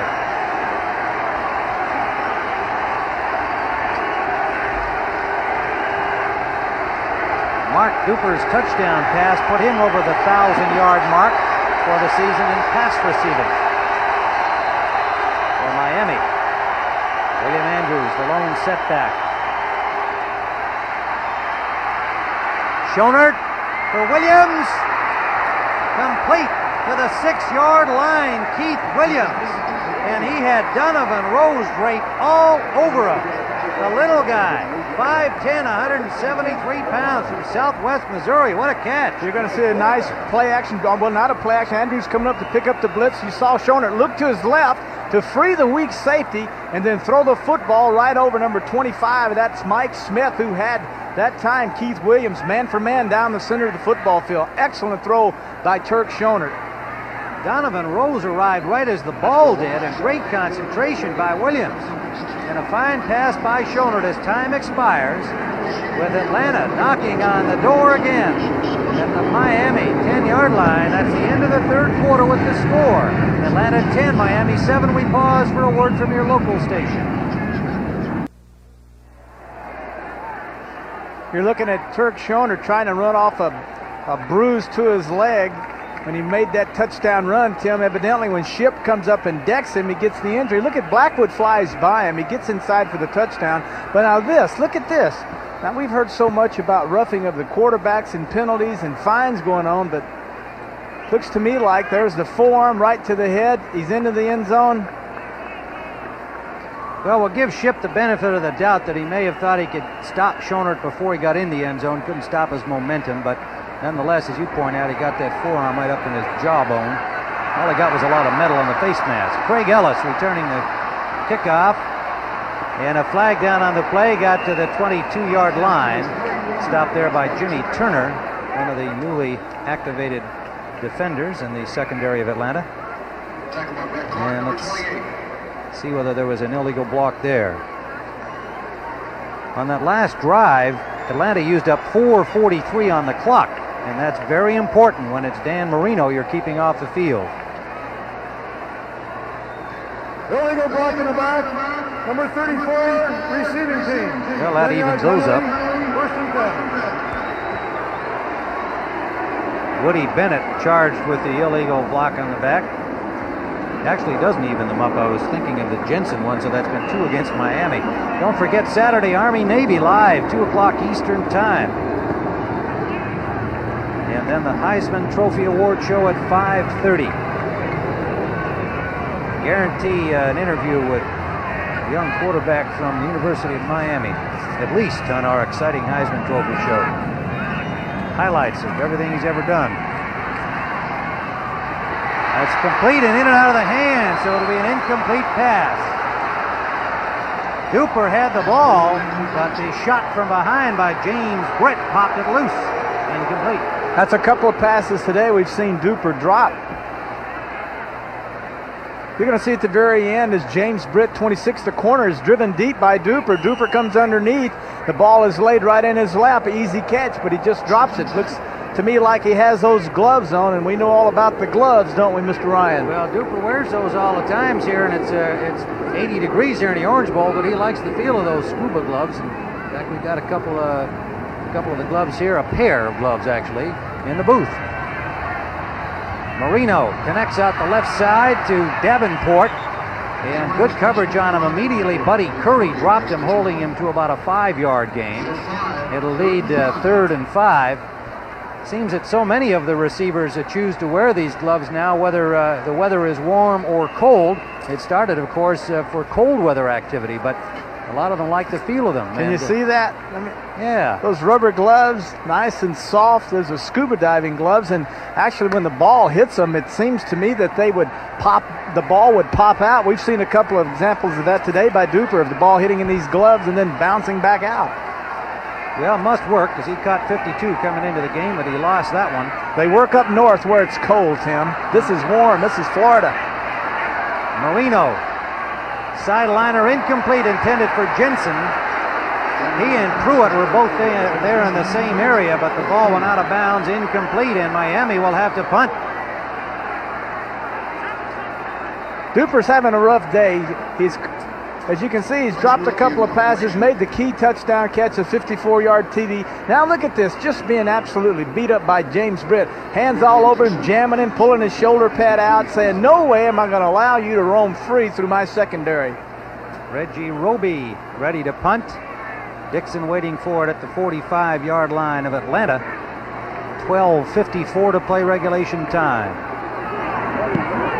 Roby launches another of his missiles.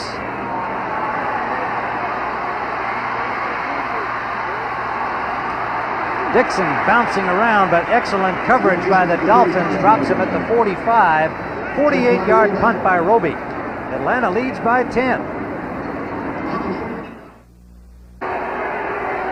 We're back at the Orange Bowl. First down, Falcons. Gerald Riggs. You talked about how he runs low, Terry. He looked like a mole going through there at that time, but he kept it all going forward. Got 5 yards. This is one of the few runs that Riggs has made today that he didn't cut back. But the thing that was so smart by him that time, Tim, was that he got in behind Mike Ken, the left tackle, and Scully, his left guard, and he slowed down and let them make their blocks, and then he exploded through and picked up 4 or 5 yards. There's his afternoon as Mike Charles, an injured Dolphin on the play, the nose man. 111 yards, 27 carries. Riggs earning his money this afternoon. Charles, I saw him, met him, talked to him the other day, and he had his little lovely daughter with him, and I said, gosh, she's awfully pretty. He said, yeah, she's going to be just like me. And I said, if she's just like you, she will never have a date. Had his daddy down from New Jersey. Everyone had their family down for the holiday weekend. It was nice to see. It really was. You know, I was talking with John Offerdahl's dad. He must have taken 100 pictures in about 5 minutes there in the practice field.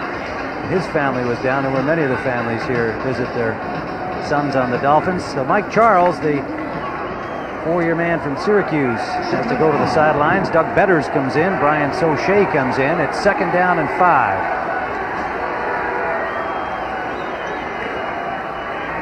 Riggs, big hole. Brown in pursuit. Gets him at the 28-yard line of the Miami Dolphins. Bud Brown, with help from Renee Thompson, 31 yards for Riggs. Bill Fralick was drafted out of college as a tackle. Key block that time coming down on T.J. Turner, allowing Riggs to break outside. Both Jamie Dukes at guard and Fralick, outstanding blocks, sealing off the inside, and then Riggs turning it on to the outside. 145 yards. Now remember, Hampton had 148 Monday night against the Jets. Atlanta has held him in check, and Gerald Riggs is saying, hey, I'm the guy with the running back reputation here. 3 years at 1,000, and he's showing his goods today. William Andrews.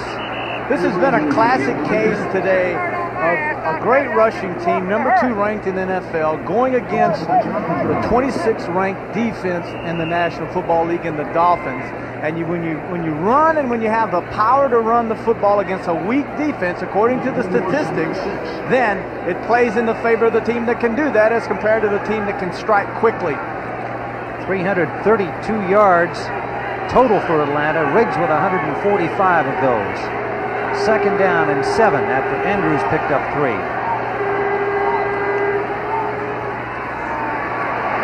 Dixon with a flag down, and he gets to the 15-yard line, but let's see if they'll get to keep that yardage or not. But Brown made the stop.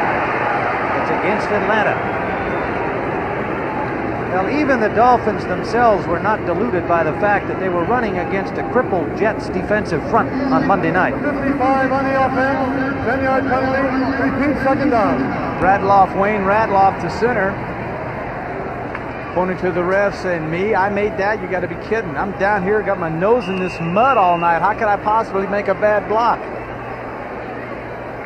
55, right in the center now. Is that a block? Is that holding?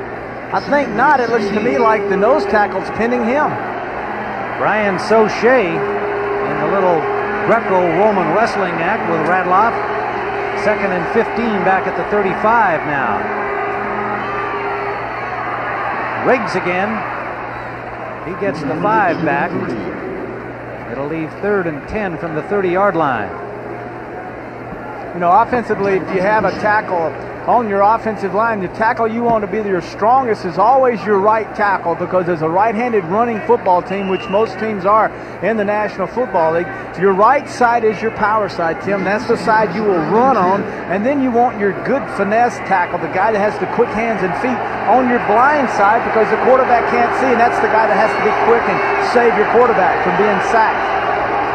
Last week, 7 sacks against Schoenert, 1 against Scott Campbell. But they've been doing the job today. Schoenert, and that is almost picked out. Donovan Rose knocked it away, intended for Floyd Dixon. Schoenert got it up a little high for Dixon, and Rose had the better shot at catching the ball. It's one of those 2 deep zones that you hear so much about. You have to wait and wait and wait and try to get a guy down the middle, but if you wait too long, then you give the free safety opportunity to read the quarterback's eyes and then make a break on that receiver in the area, and that's exactly what number 26, Donovan Rose, did.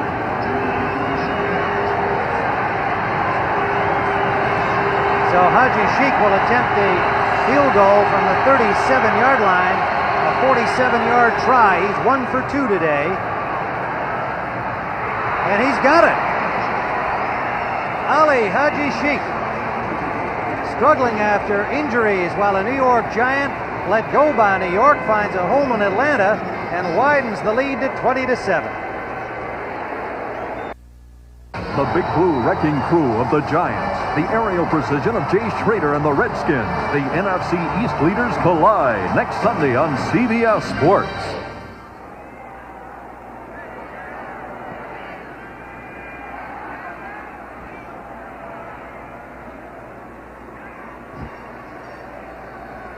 Tim Ryan and Terry Bradshaw back here at the Orange Bowl, where the Atlanta Falcons, a surprising 20-7 lead. 4 interceptions against Dan Marino today, just 1 touchdown pass. Now that is surprising. It's surprising that they're leading, no, I would not think, but the 4 interceptions I think is very surprising.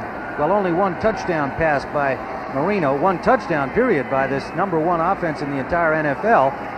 That's surprising indeed. But the Falcons, a 5-6-1 team that's played solid defense all year long. That's been the big difference today, and Turk Schoner's done enough offensively for sure. Oh, what a kick. Dolphins are saying it went out of bounds after it crossed the goal line. Let's see what we're going to get here. Touchback or not? They're bringing it out. Yeah, it's a touchback. It looked like a Dolphin was fearful that... well, you can see it rolling, not rolling. Yeah, he thought they were going to call it out of bounds before it went over.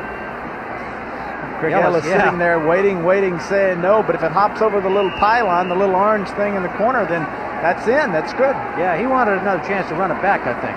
He likes those run backs. But they'll start from the 20.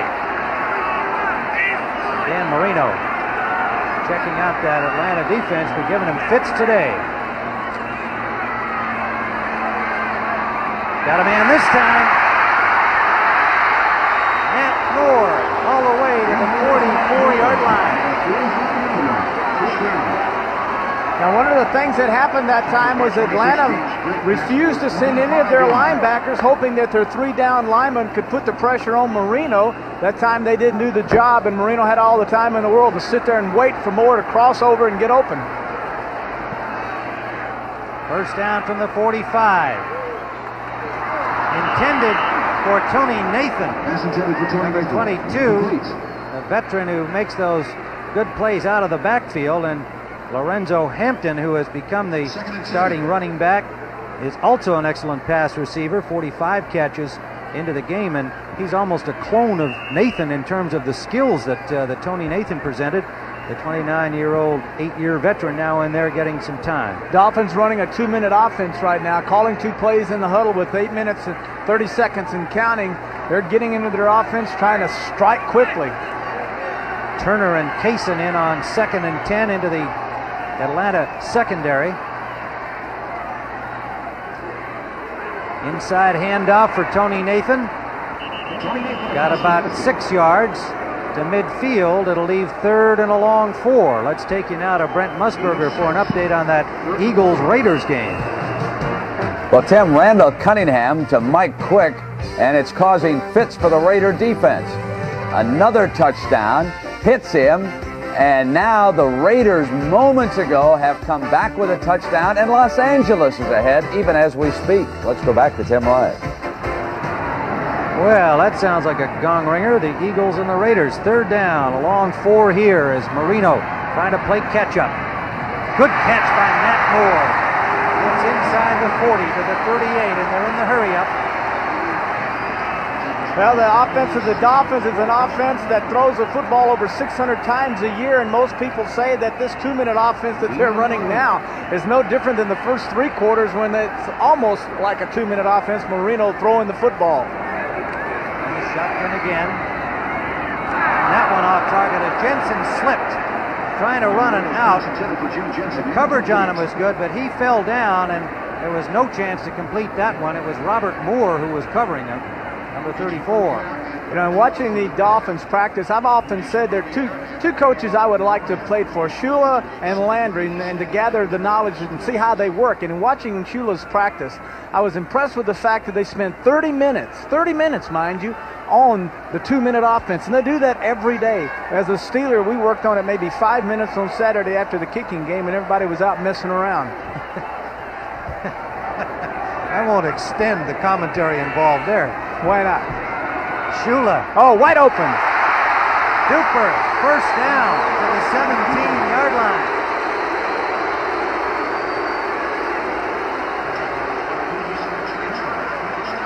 Calling out the plays, set the formation. Now he's making the adjustments, using his hands, hollering 4, 4. That's the play. 21-yard gain. Oh, dropped by Tony Nathan. 2 drops in a row by Nathan. Marino now 14 of 28. It'll leave 2nd and 10. Nathan is now taking the gloves off. I love to see that. But he didn't have on the Scubas. No, he's Scubas. got like the golf He had on the golf on. gloves, which are leather, and if you get a leather glove wet, then obviously it's very, very slippery. And that time, he's dropped 2, so off come the gloves. Never forget watching Mike Ditka the first time he saw one of his receivers. I think it was Matt Suey drop a ball with the gloves on. He practically went out onto the field to pull them off for him. 2nd and 10. Marino complete. First down inside the 5. A flag down. Duper made the catch, and the flag came right after he caught it. And it looks like it's against Miami, judging by Marino's reaction. Pushing off, they're calling it on Duper.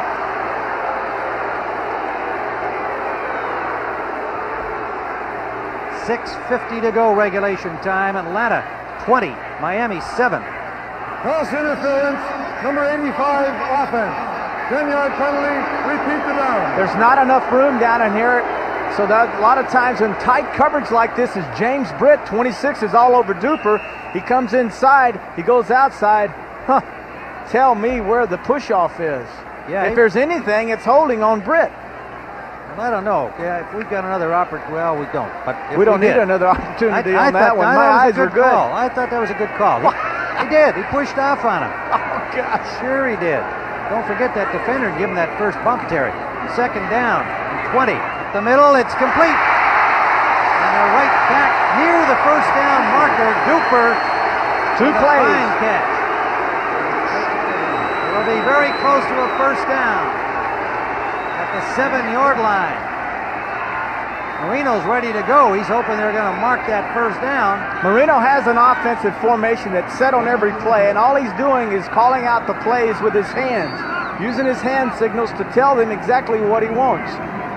Now they're measuring for a first down, so he sneaks over to the sideline and checks with Don Strock and Shula to say, what do you want to do? What do you want to do? Well, they just signaled it was short by about 2 inches, it would appear. 3rd down, and a whisper for the first down at the 7-yard line. Now, one of the things they have to do to get their first down is take out their speedy wide receivers and bring in their tight ends and running backs. Now, if they make this first down, these people have to either stay in or they go out of the game and bring in their passing offense. Falcons rushing in defenders for the short yardage play. 2 tight ends are in. They have the first down and goal. Now out goes the big guys, and in come the little quick guys, and now they get back into their passing offense. If that's exactly what they want to do, which I'm sure it is. Lorenzo Hampton takes it to the 4. Back come the Atlanta defenders against the pass.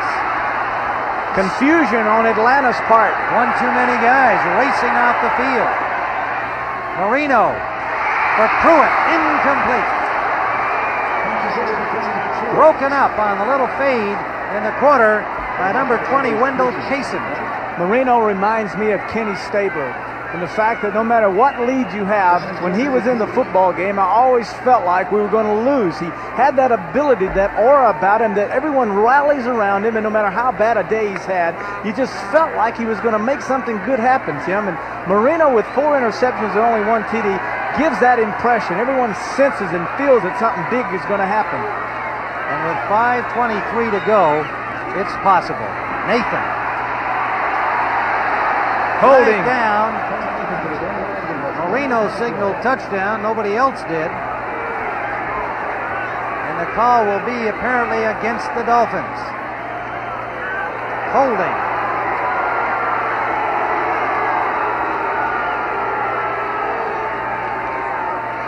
Dolphins, normally a disciplined team. Holding, number 57 offense. 10-yard penalty from the previous start. Repeat second down. Stevenson, the center, the all-pro, gets called for the hold. And you know he hates that on a running play. Fewest number of penalties by any team this season, the Dolphins. Right in front of Marino, you'll see Stevenson, 57, go to the left. And as you see, when he goes to the left, he locks that right arm and pushes and holds on, and that's where the flag was thrown, holding on Casillas. He was holding Casillas, number 75, the nose tackle. Dolphins backed up now to the 14-yard line. Tim Green comes in defensively on second down. Flag down again. The pass complete. Touchdown.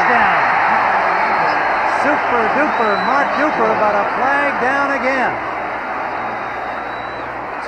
Either going to be an illegal pick on behalf of Miami, or he was illegal motion, which means the receiver coming in motion, which would have been Pruitt, was going toward the line of scrimmage prior to the snap, which is a illegal motion. The Dolphins hurting illegal themselves. motion, number 82 offense. 5-yard penalty, repeat second down. The eye of an eagle, Bradshaw, picks up the infraction against the rookie James Pruitt. Number 82, left of your screen, turns and goes in motion. Now, he can do this as long as he's parallel to the line of scrimmage. But prior to the snap of the football, you'll see him right there go down toward the line of scrimmage. That's illegal motion. That's why they threw the flag. Green stays in. All the more exciting. Lineman. Ball back at the 19-yard line. Marino has Jensen, and it's over his head, incomplete. Interesting coverage that time, Tim. They took their safeties and faked the zone look and then put them on top of one another. One went straight in the middle of the field at 10 yards, and the other safety was 10 yards behind him, and the reason they did that was to take away any inside route at all. Marion Campbell with the instructions for the next play. Defensively for Atlanta. He has a 3-year contract. Henning has a 1-year contract. Yes? Yes. Well, nice security there. It's kind of reversed, but they had to do that to get Marion Campbell. That's the only way he would come down. And Henning backed that. That didn't bother him at all. He wanted Campbell. Third down. Marino in traffic and gets it up. Incomplete and almost picked up on the rebound. Duper, the intended receiver. James Britt got in the way of that one. Might have popped off his shoulder pad. Every route that's been run by Miami has been inside, crossing inside. It seems like they need to bring their receivers in now, go inside, drive up, and now work back outside because the inside has not been open. No one has been open on the last 3 passes. Well, they're down to the last of it here, Terry. They've got 4th down at the 19-yard line. They're trailing 20-7, 4:32 to go. You got to go for it. There's no question here that they not only got to go for it. You're down 20-7, certainly. Yeah, they got to get it in the end zone. Is what they have to do.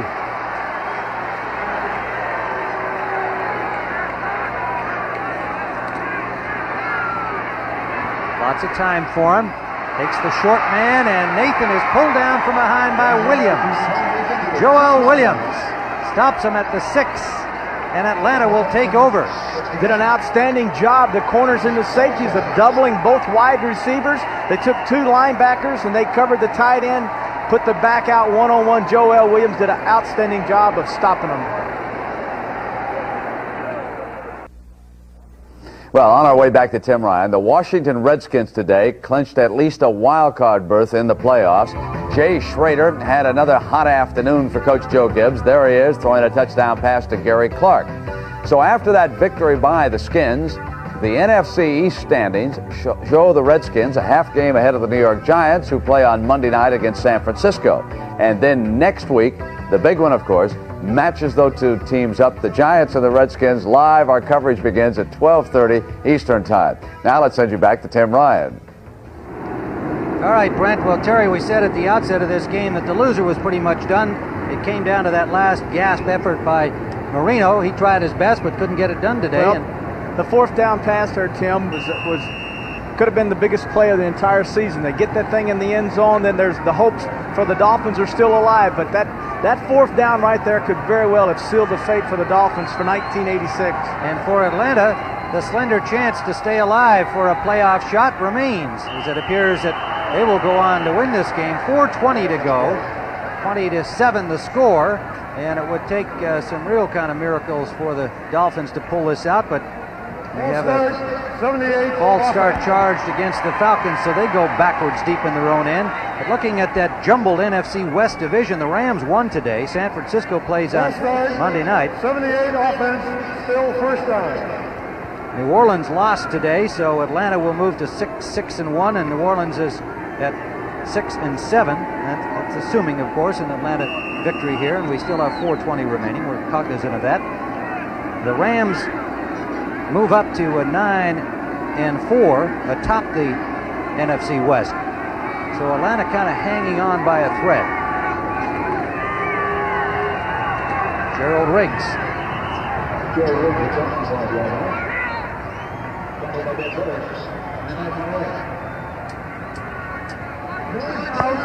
Miami, number 1. Miami takes a timeout here just to keep that clock stopped as best they can. We'll have 2nd and 10 when play resumes. You know Don Shula will not go gently into that good night.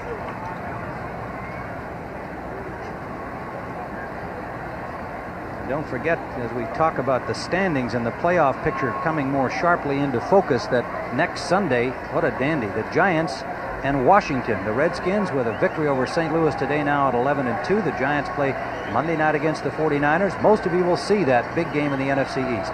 Tampa Bay and Chicago. The Bears moved to 11-2 today. Ditka's team somehow continues to get it done. They know McMahon's gone for the year, but they've got defense. 12:30 Eastern Time, the action begins, and there's a look at that East Division race with the Cowboys pretty much out of it now. You're right. And Philadelphia, of course, back in the pack, but showing that under Buddy Ryan, they've got some character, battling the Raiders today. Giants, Sims playing well, Morris playing well, Schrader, and of course, the fine running back they have there doing an outstanding job. George Rogers, and a good defense, too, on the part of the Redskins, even though the Giants generally get more recognition for defense. The Redskins, as we've seen them several times this year, play some pretty solid defense. Well, they play good defense, and they have that big guy throwing the football, Schrader, who has an arm very much like this young man Marino throwing the football down here today. And they've got those great receivers, and just an exciting football team. The Giants and the Redskins, of course, it surprised a lot of folks that the Cowboys are maybe out of it, possibly, probably are. 2nd and 10 Atlanta, trying to use up the clock here in the Orange Bowl. Get back up to 6-1. You know, I hesitated on your allusion to the fact that Henning has a 1-year contract and Marion Campbell has 3, as they call another timeout, because there are rumors already that Henning, who came into this season on shaky ground, may have found the ice even a little thinner, to double up the metaphor, as his team has struggled through 5 consecutive defeats. He's really got to finish well to ensure the fact that he'll still be here with Campbell, and I think he's very aware of that. There he is on the sideline with Turk Schonert, and a chance to remind you about our outstanding programming this evening on CBS. It begins with 60 Minutes, as if the Iranian arms deal was not mind-boggling enough. How about the $2 million sting operation that went along with it? Find out all about that on 60 Minutes tonight on CBS. And then an all-star party for Clint Eastwood, my buddy. In a fascinating story of a man whose imagination was magic. Barnum, starring Burt Lancaster. That sounds. Did you ever like want to be in the circus? No. You ever been to one of those big tops where they drive the stakes in a field? When I used to live in Iowa, I'll never forget the elephants walking down the street and going into this field, and they started driving these, put a tent up right there in the middle of the field. I never seen anything like that. And then I went up there that night. My mother got me some popcorn and went in and saw these. I'd never been to a circus before, and especially one out in a dog patch like that. It was unbelievable. Barnum should be interesting tonight. I hope my wife tapes it for me so I can watch it when I get home sometime tomorrow. Nothing more exciting than going to the circus, especially into the Big Top. You know, the Big Top's almost gone now. I mean, there's very little of that anymore. They all play in the indoor arenas now. The smell is what I'll never forget. The elephants and the lions and the hamburgers and hot dogs. Well, you're looking at our view from the Orange Bowl, and pretty soon there'll be no more Dolphins games here. August 16th, they open the preseason in their new stadium. A little naked reverse by Schonert. And that's pretty gutsy play out over the 15-yard line with time winding down, and with Archer already on the sidelines. Turk may have been wondering why he was named Turk when he asked his dad would he explain it to him someday, and his dad said he would and didn't misled him, and when he was 21 said, sorry son, there was nothing to it. But Turk Schonert can be very proud of his efforts today. Coming into the Orange Bowl against the Dolphins, coming off that big win, and then directing this offense, and directing, I might add, kind of flawless, using the running game well, the play action, going to the right people. I think he's just had an outstanding day. I would agree, and he's got a steak named after him. You got a steak named after you? Next week we're talking about, we'll come back to, that's important to know. Next week we told you about the Giants and the Redskins. And I think we're going to show you some of the excitement that you can count on in that battle. That these guys don't like each other, believe me, the Giants and the Redskins. The NFC East matchup. And there's Lawrence Taylor. He says, we get those junkyard dogs going out there. Play like crazed dogs. And he usually does. Joe Morris, what a year he's had. And for the Redskins, Rodgers. I mean, what a running back matchup. And Dexter Manley having his best year ever. He's been crashing quarterbacks all season long. Giants and Redskins next week. Ought to be a great one. Okay, now, did you ever have a steak named after you? No, I never had any food items named after me. Not even a sandwich? No. I don't think so. Maybe the flat top. Is there such a thing as a flat top sandwich? Well, Turk Schonert had a steak named after him in Pete Rolls' restaurant in Cincinnati. Named? It's called Steak a la Turk. Steak a la Turk. Yeah, was it any good? I haven't had it, but he tells me it's good. It comes with steak. How big was it? Comes with steak. I'm glad to hear that. With onions and mushrooms. Beautiful. Yeah. Well, on their flight home tonight, maybe he'll have steak a la Turk. I know Miami would be glad to get the Turk out of here. Rick Donnelly will kick it from the 1-yard line with 3:55 to go. Ooh. Craig Ellis. He's got a little running room. Oh, and he slips on that muddy turf in the middle of the field and gets nowhere. He had some room on the right side, headed toward it, and lost his footing. Aaron Brown and Robert Moore there. Make sure he didn't get up. Now you can look for the 2-minute offense of the Dolphins to go into action again. You know, we're sitting here talking about steaks and circuses, but with 3:44 left, Tim, and as quickly as this Dolphin offense can strike, you gotta say to yourself, and I'm sure Falcons are, that hey, we're not out of here with a victory yet. Well, yes, but as our spotter Terry Kane reminds us, they have no timeouts left. They had to call those defensive timeouts, and so they would need miracles to pull this off. Marina gets it to Tony Nathan, and he's upset but has what appears to be a first down or very close to it, depending on the spot. And he's got it at the 45-yard line of the Falcons. Playing a soft zone on the first down. Now let's see what the mixture will be now on second down. Do they tighten up on the receivers? Marino's got a lot of running room. Slides into the 30. Gets his pants muddy and a first down. Well, that little slide fired the crowd up. Now they're down to the 32 and moving.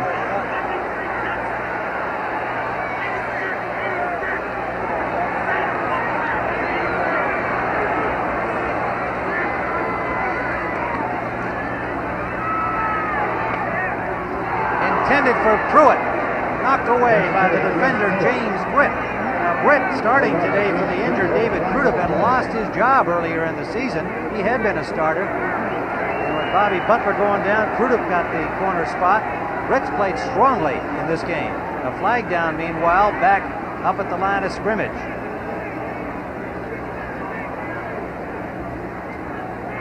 Last week, the Falcons gave up 8 sacks to the 49ers. Holding, 57, offense, 10-yard penalty, repeat first down.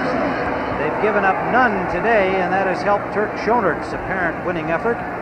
Stevenson picks up another penalty, and it'll be 1st and 20 from the 41-yard line of the Atlanta Falcons. And as the Dolphins have failed to generate a sack, also the Falcons have yet to get a sack today. A sackless football game.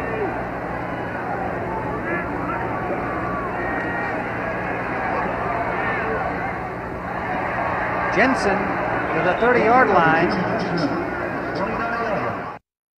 Coverage by Scott Case on James Pruitt. They are the consummate bend but don't break defense, aren't they, Terry? That's true. That has always been a theory that Marion Campbell has had, is that they'll bend a little bit, but they won't give up the big play, although they did give up a big one earlier today to Duper, 54-yard TD strike, but they bend, don't break, and they confuse you. And talking to Marino, he says they confuse you. They give you one look and you think you have something, and then when you turn the ball loose, it's not there. And we saw that, a good example in the first half when Ratty was hit in the back of the head by a football Marino thought he had in there to Duper. But coming into this game, the Dolphins are a quick strike offense, a possession. Plant your feet and throw the football without looking at the receiver, and it's cost them today. You know, through 12 games a year ago, the Falcons had given up 357 points. That'll be 1st down yardage to the 20-yard line. And Marino hurries him up as Nathan caught that one. We're down to the 2-minute warning. And in 2 seconds. And he gets the play off. Incomplete. Off a hand into the end zone. It'll be 2nd and 10. When time resumes as we hit the 2-minute warning. I mentioned 357 points. A year ago through 12 games, only 218 points given up by Marion Campbell's team so far this year. We'll be right back here at the Orange Bowl. I don't know. What are you going to do? I don't know. I'd go to college. Me too. If I had the money. Yeah. So what are you going to do?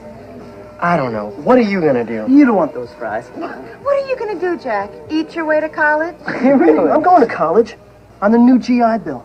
You serve full-time in the armed forces or part-time in the reserves, and you earn a lot of money for tuition. The new GI Bill. Are you using that pickle? Now for young men and women in the armed forces. It's a great place to start. See your local recruiter.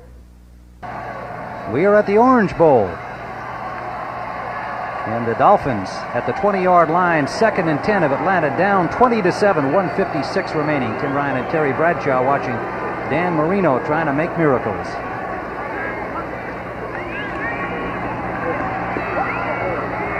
Touchdown! Jensen. No flags.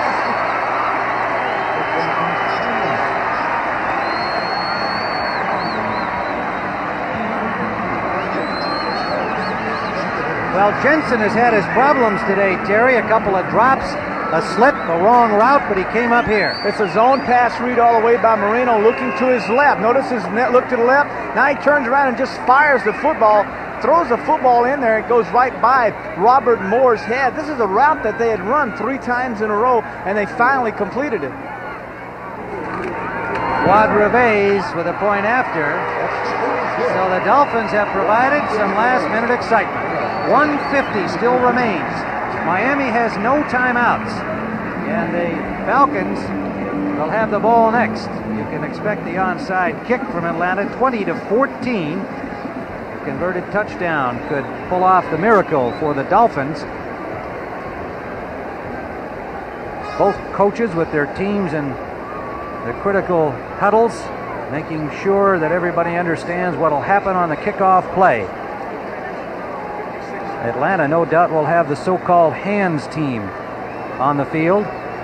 Well, you come in here with your wide receivers and your running backs, people that are used to handling the football. They're going to kick an onside kick. It has to go 10 yards, but you can run up and get it. The receiving team can prior to the 10 yards if it's a good, easy bounce. But you put these guys in here that can handle the football, that can go ahead and fall on it and give your team the football. Right now, with 1:50 remaining, Tim, as I had said earlier, You can't ever relax against the Dolphins because they throw, and eventually they're going to get it in the end zone. 20-14 is good evidence of that.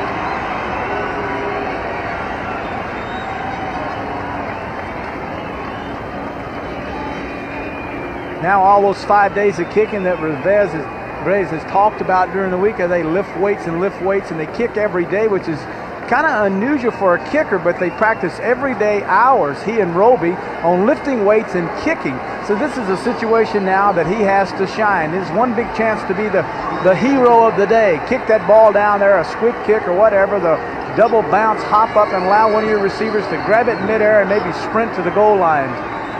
They have Andrews, Riggs, Arthur Cox, and Charlie Brown along the front line for the Atlanta Falcons, along with Scott Case, Stacy Bailey, guys that can catch the football. Notice the double layer. There's a double layer of receivers in case they try to just punch kick it over the first group of people's head.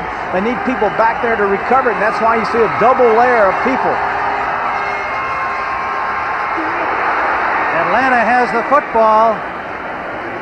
I don't know who recovered that onside kick, but he took a blow and did a heck of a job of hanging on. Stacy Bailey, who couldn't start today at wide receiver because of an ankle injury, did not appear in the game at that position.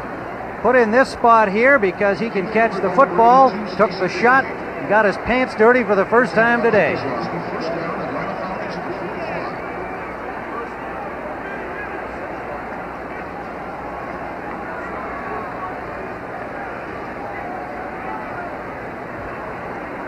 .150 remains at the Orange Bowl. Tim Ryan and Terry Bradshaw, where the Atlanta Falcons are leading the Miami Dolphins 20-14, and the onside kick attempt by the Dolphins after they had just scored to close the margin to 20-14 was grabbed by Atlanta. 4 interceptions against Marino today, 155 yards rushing by Gerald Riggs of the Falcons. The story of the game thus far.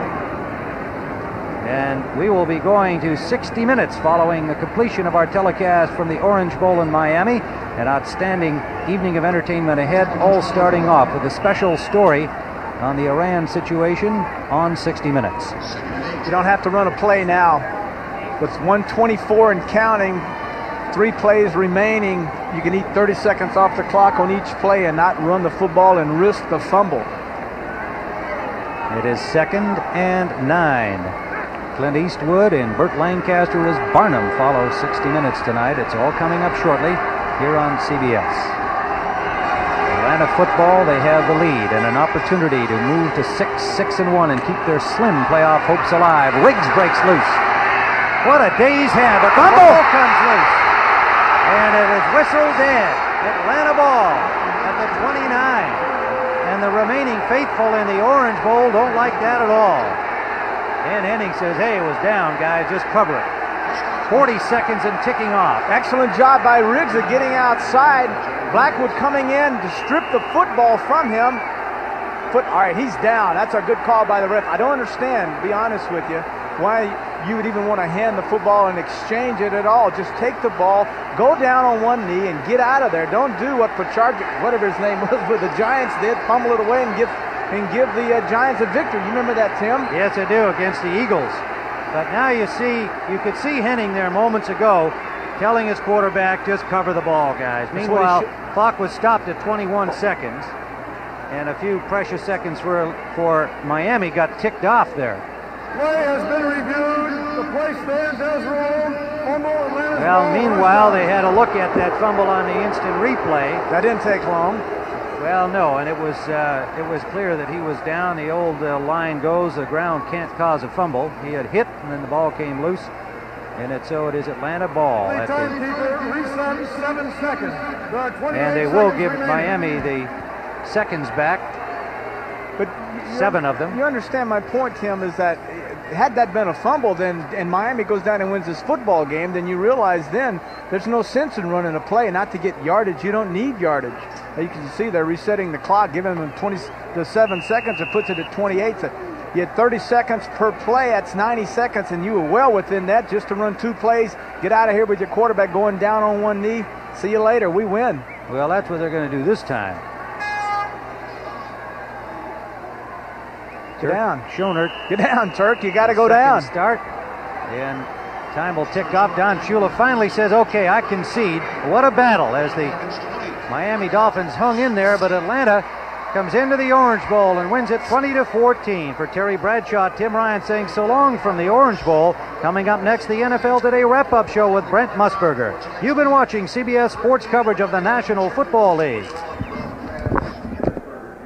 All right, Tim, thank you. Football's a hard game to figure out, isn't it? The Dolphins beat the Jets. Then today, they look almost inept against Atlanta down in the Orange Bowl. Now, a reminder that coming up next here on CBS is 60 Minutes. And as if the Iranian arms deal was not mind-boggling enough, there is also a $2 million sting operation that went along with it, and 60 Minutes will take a look at that tonight. You'll go to 60 Minutes, but quickly a scoring update. You're going to find this one hard to believe. The Philadelphia Eagles again are ahead of the Raiders. 3 times Randall Cunningham has thrown touchdown passes to Mike Quick. That was the one a short time ago that put the Eagles back ahead in that game. Now, Cincinnati has come back on Denver. The Broncos lead at 34-28. Atlanta, as you know, comes away with a win down in the Orange Bowl. The Rams shut down the New York Jets 17-3. New England comes back on New Orleans and wins. San Diego over Indianapolis this afternoon. Minnesota big over Tampa Bay. Buffalo holds off Kansas City.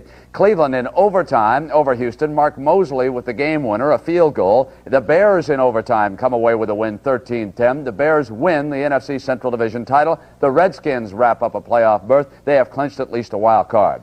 Next Saturday here on CBS, Army-Navy, a traditional college football game, 2 p.m. Eastern Time. And after that, more tradition, you'll see Vinny Testaverde as he wins the Heisman Trophy live here on CBS after the Army-Navy game. So coming up next here on CBS is 60 Minutes. I'm Brent Musburger. So long, everybody.